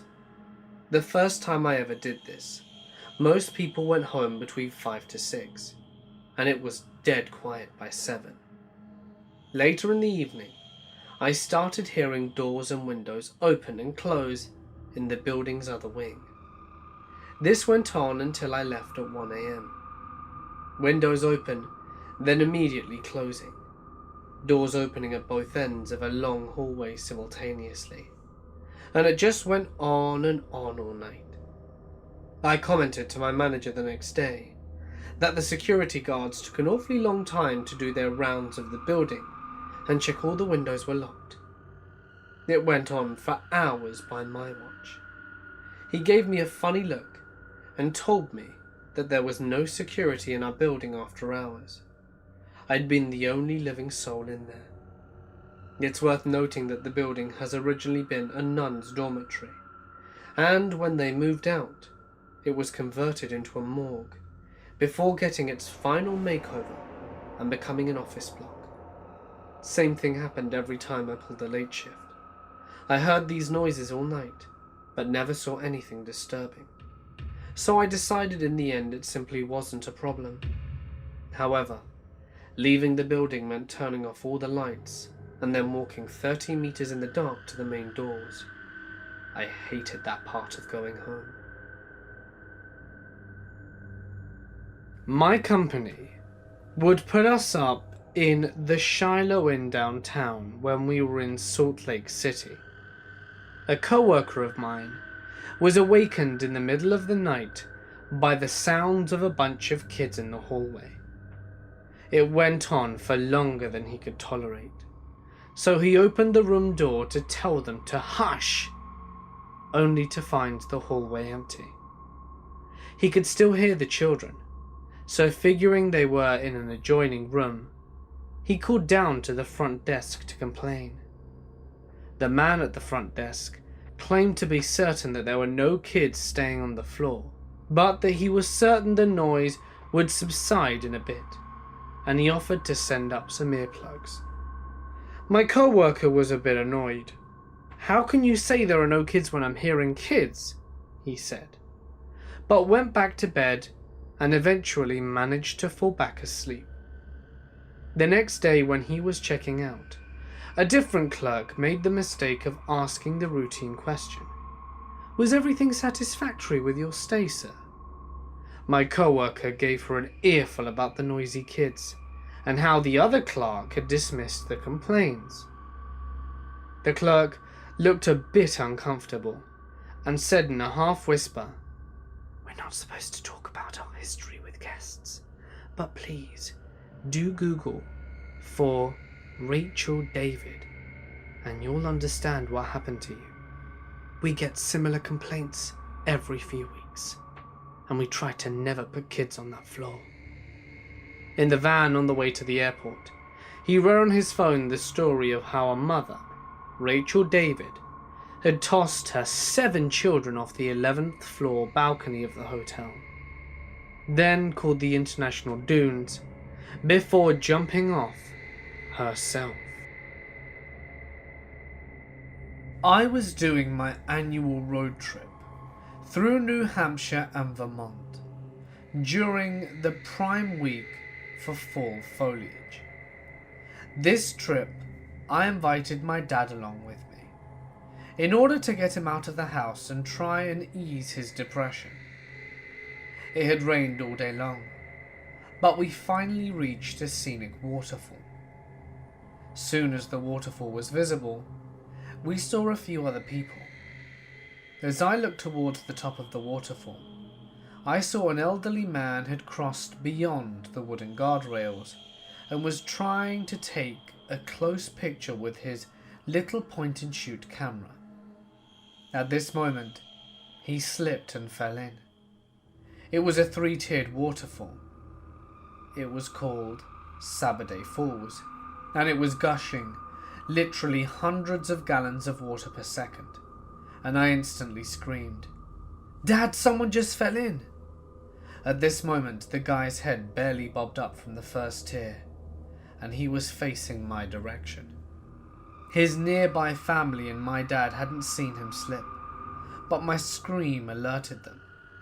The guy was no longer seen again. We frantically all spread out through the course of the waterfall, looking for signs of him for the next 20 minutes. It was almost magical how we all did this instantly and effectively, without any communication, as too much distance didn't permit for us to speak. Nobody could call police due to no cell phone coverage in the area. And later, We found out that his family did in fact see him at some point as he was being washed down. His body was found the next day by authorities. He was in his 60s. As a photographer and thrill seeker, I will always be cautious now.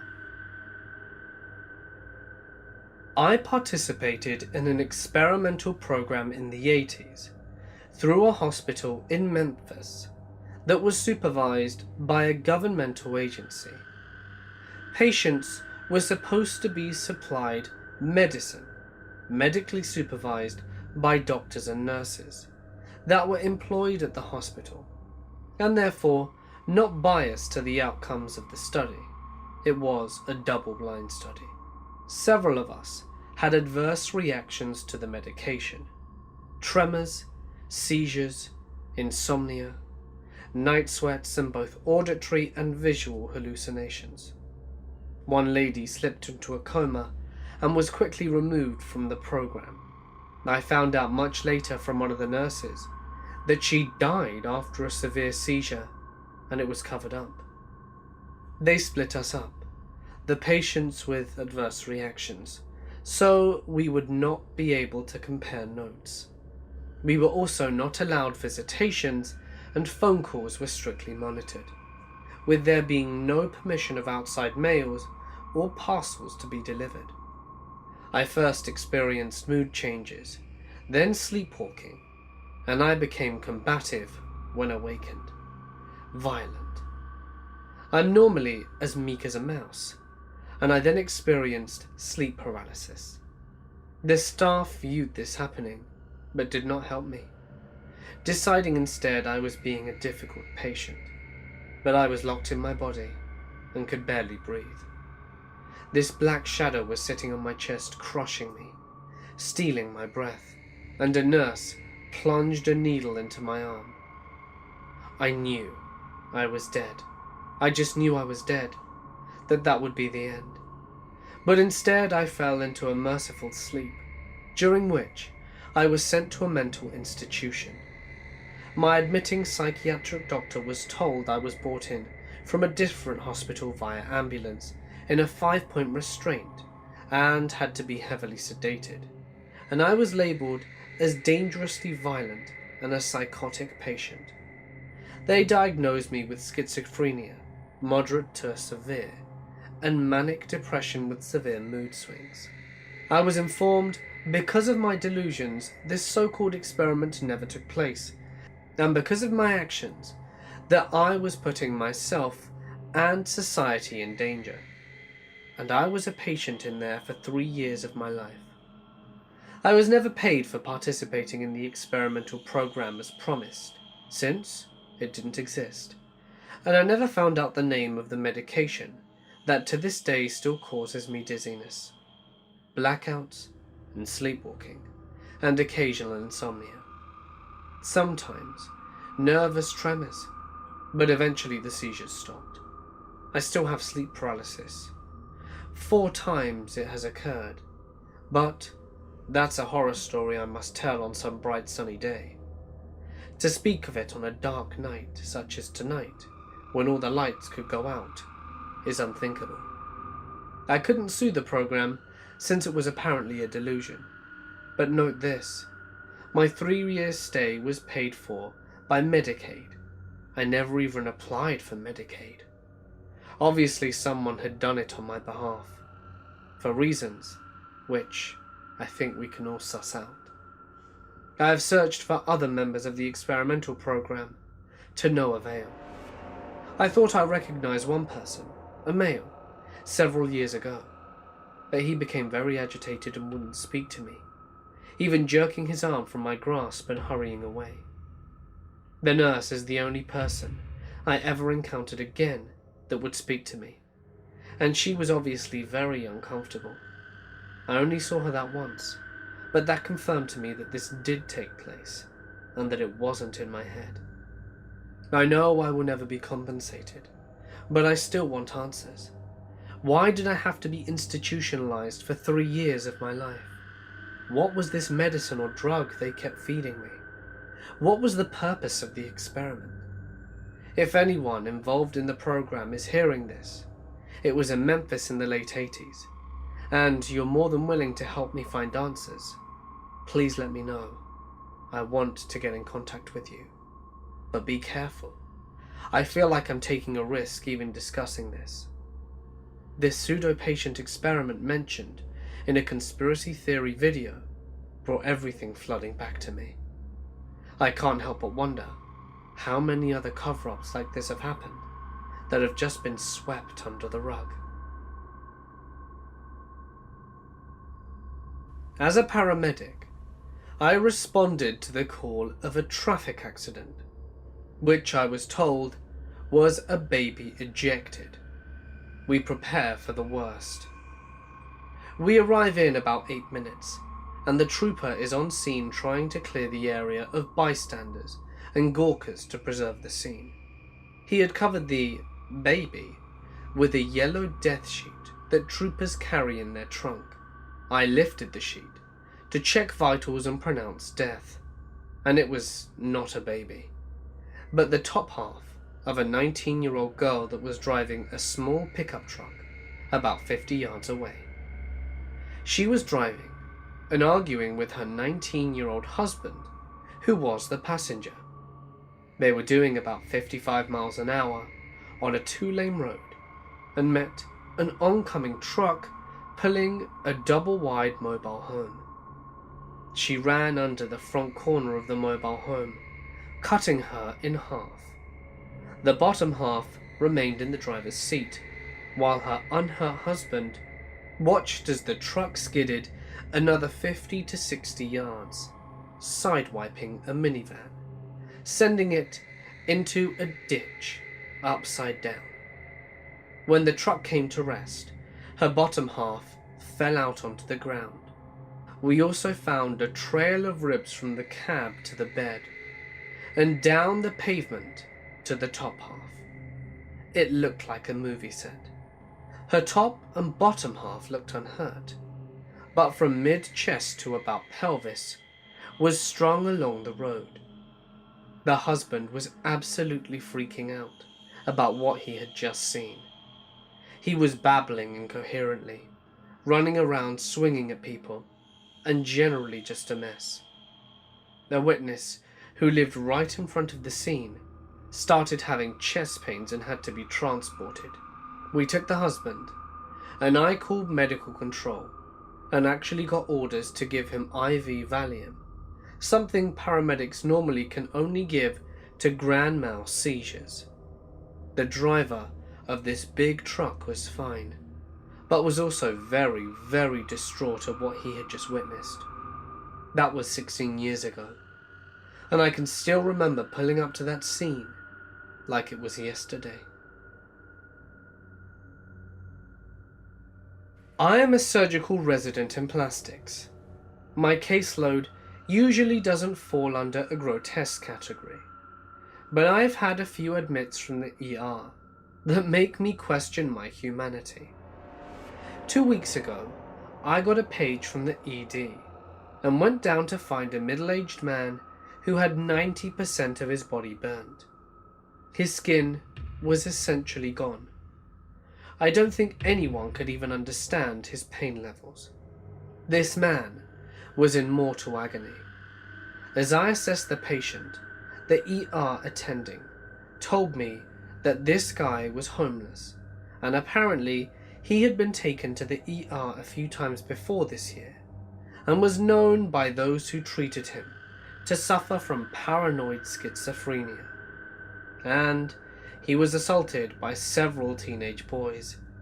One of them decided to set him on fire, and probably would have finished him off even further had it not been for a local store owner who tried to chase them down and was the one who called 911. A year before, I was part of a treatment team for a 5-year-old girl whose father beat her so savagely that her face looked like it had been caved in or mauled by some animal. We don't have a burn unit at my hospital, despite the fact it's a major trauma center. So as soon as we get the burn victims stabilized, they are transferred to another facility. I don't know what happened to the man, and I never saw the little girl again once she was discharged. I never found out whether those boys were caught or not, and I've been praying ever since that the bastards will be found. Back in the day, my friends and I would always go up to this boarded up hospital and play in it. The only problem was that all the doors were locked and all the windows were boarded. However, there was a shed that you could climb up and jump onto a car cover thing, and there was a window that was broken where you could get in. We had been in the hospital so many times, it wasn't creepy at all anymore. Well, one day, we decided we would go explore the basement that was always flooded, and we would actually try and walk down the super dark hallway that was down there. The water was probably 4 feet deep and murky, so you couldn't see the bottom. My friends and I start walking down the stairs into the basement and are shining our flashlights down into the hallway, trying to see anything. All we can see is this thing that looked like a generator and shelves, but can't see far down into the hallway. We finally muster up the courage to begin our descent into the water, but something doesn't feel right. The water was completely motionless, and it got incredibly quiet. So quiet, in fact, I swear I could hear my friend's heartbeats. My friend puts one foot on a stair that was submerged, and then another. The water rippled as he continued his descent. Then out of nowhere, we hear a huge splash into the water somewhere nearby. The kind of splash you would hear if someone cannonballed in. We immediately bolt back up the stairs. I peeked down into the darkness to see nothing, but we could definitely hear something coming down the hallway towards us. We ran all the way to the second floor and jumped off the car covering thing so fast. We waited outside for a couple of hours and heard nothing and/or no one. We ended up going back inside and sitting at the top of the stairs listening for anything or anyone, but heard nothing. The stairs were pretty dry by this point, and one of my friends got a bright idea and threw the flashlight down the stairs into the water to try and scare whatever might be down there. After the flashlight made a splash from the impact, we heard nothing, and the light disappeared into the darkness of the water. After waiting for what felt like an eternity, we again found the courage to charge down the stairs, screaming and hollering. We got to the base of the water and jumped in, shining our flashlights down the hall, making a ton of noise. Behind the generator was another hallway that was absolutely pitch black. We were standing in the water at this intersection when all of a sudden we see a large silhouette slowly moving towards us. It looked like two barrels standing next to each other atop the water. Then another huge splash behind them. They split apart and started moving towards us extremely quickly. We ran and never returned to that place. I once found a man who had hanged himself. I was riding my bicycle on a path at night, and my light shone directly on him hanging from a train bridge, with his feet maybe 6 feet off the ground. Skip forward a few years, and I'm hiking in Patagonia with another traveler I met. The trails were not well marked, so we kept getting lost. We were trying to find our way through some brush, as I was telling him the stories of finding the hanged man. Towards the end of my story, my friend says, "Look, a pile of bones."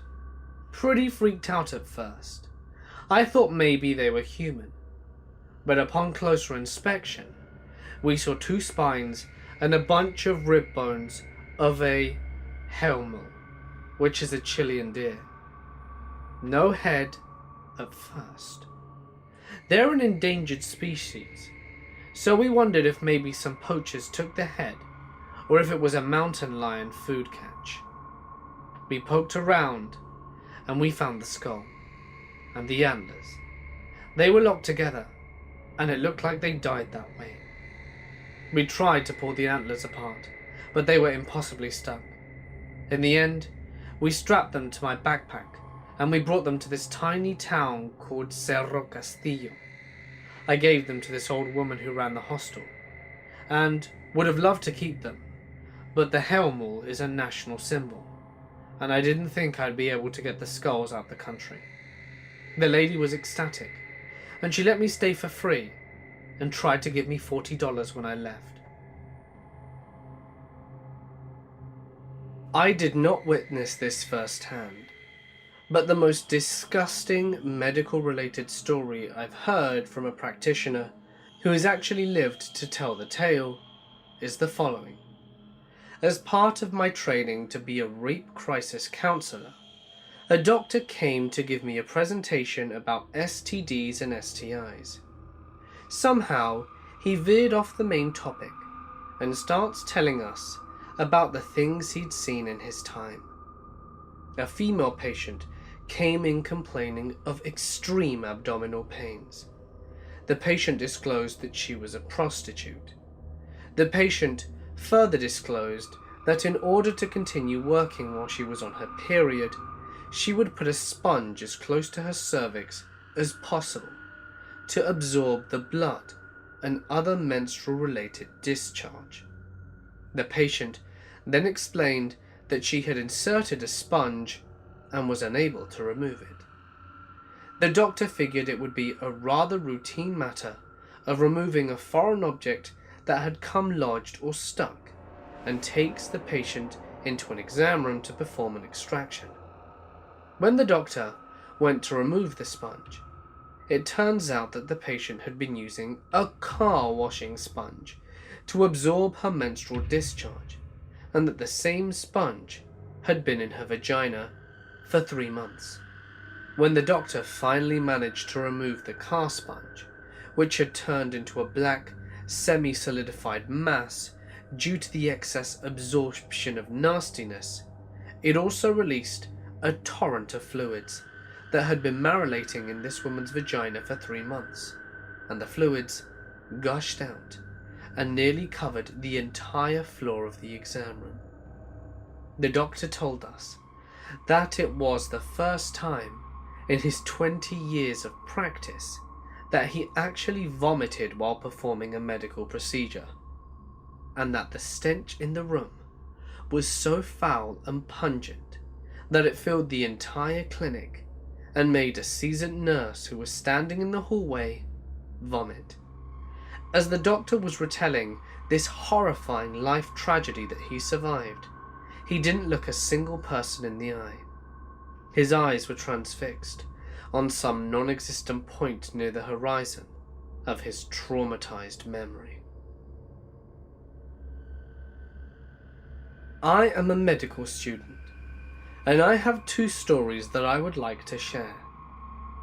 A super obese woman comes to clinic complaining of a foul odor that she's noticed. And yeah, me and the attending noticed it too. A smell somewhere between rancid milk mixed with rotting fish and a disemboweled skunk swimming in garbage.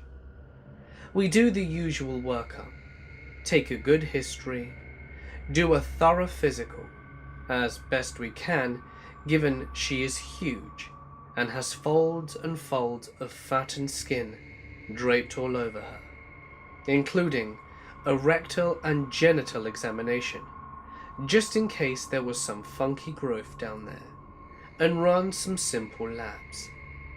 As me and the attending are discussing how we have no clue what's going on, the nurses come out, holding a green, soggy mush in her gloved hand, and waves it in front of our faces. I nearly puked right then and there. Turns out, The woman was using pieces of bread to soak up sweat by putting them in between her fat folds. Apparently she forgot about this one piece, which then stayed there to marinate in her juices for weeks, as estimated by the patient. I was sent to see if there were any more hidden pieces.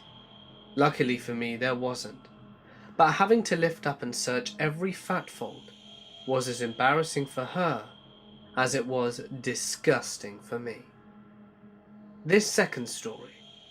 A guy was drunk and fighting with his girlfriend, and decides to light up some M80s and throw them at her. Well, he waited too long after lighting one, and ends up blowing off his hand. He's brought to the ED completely drunk and having lost a lot of blood. We stabilize him and take him to the OR, while the hand surgeons are cleaning off his stump of a hand. Me and the surgery resident are fixing all his chest wounds, and one of the surgeons say, "Wow, this is a mess. Did anyone at the scene find his thumb?" No one knows. We continue examining, cleaning, and situating his wounds, and lo and behold, buried in a deep wound in his upper abdomen is 2/3 of the guy's thumb. If he hadn't have been so fat, his thumb would have likely entered his peritoneum. We were kids exploring an underground flood channel. There were spots we would climb up and dangle our arms out of the storm drains on the street, but that required crawling up weird diagonal tunnels. There were 4 of us, and we were about 12 years old, with one flashlight. The walls were all graffitied with a lot of gang stuff and even warnings to turn back. We just took it, as other kids that were bored. We got to the spot where the ceiling angled down quite low, to the point the opening was so small we had to crawl to continue. Challenge accepted. It looked like it opened up again shortly, so we crawled through 5 to 6 feet of the low area, and when it opened back up, it looked like we were in a large round concrete pipe, with still lots of graffiti. We started yelling and playing with the echoes. Then we thought we heard something, so we got quiet. And then, really loudly, a boom came from the darkness. Someone shouted, "You are all going to die." And we heard this person running. The kid with the flashlight ran so fast, and the rest of us were left in absolute darkness. This was the first time we went past the low spot, but the last time we went down there. None of us died that day. The rest of us ended up quietly and slowly walking out in the dark.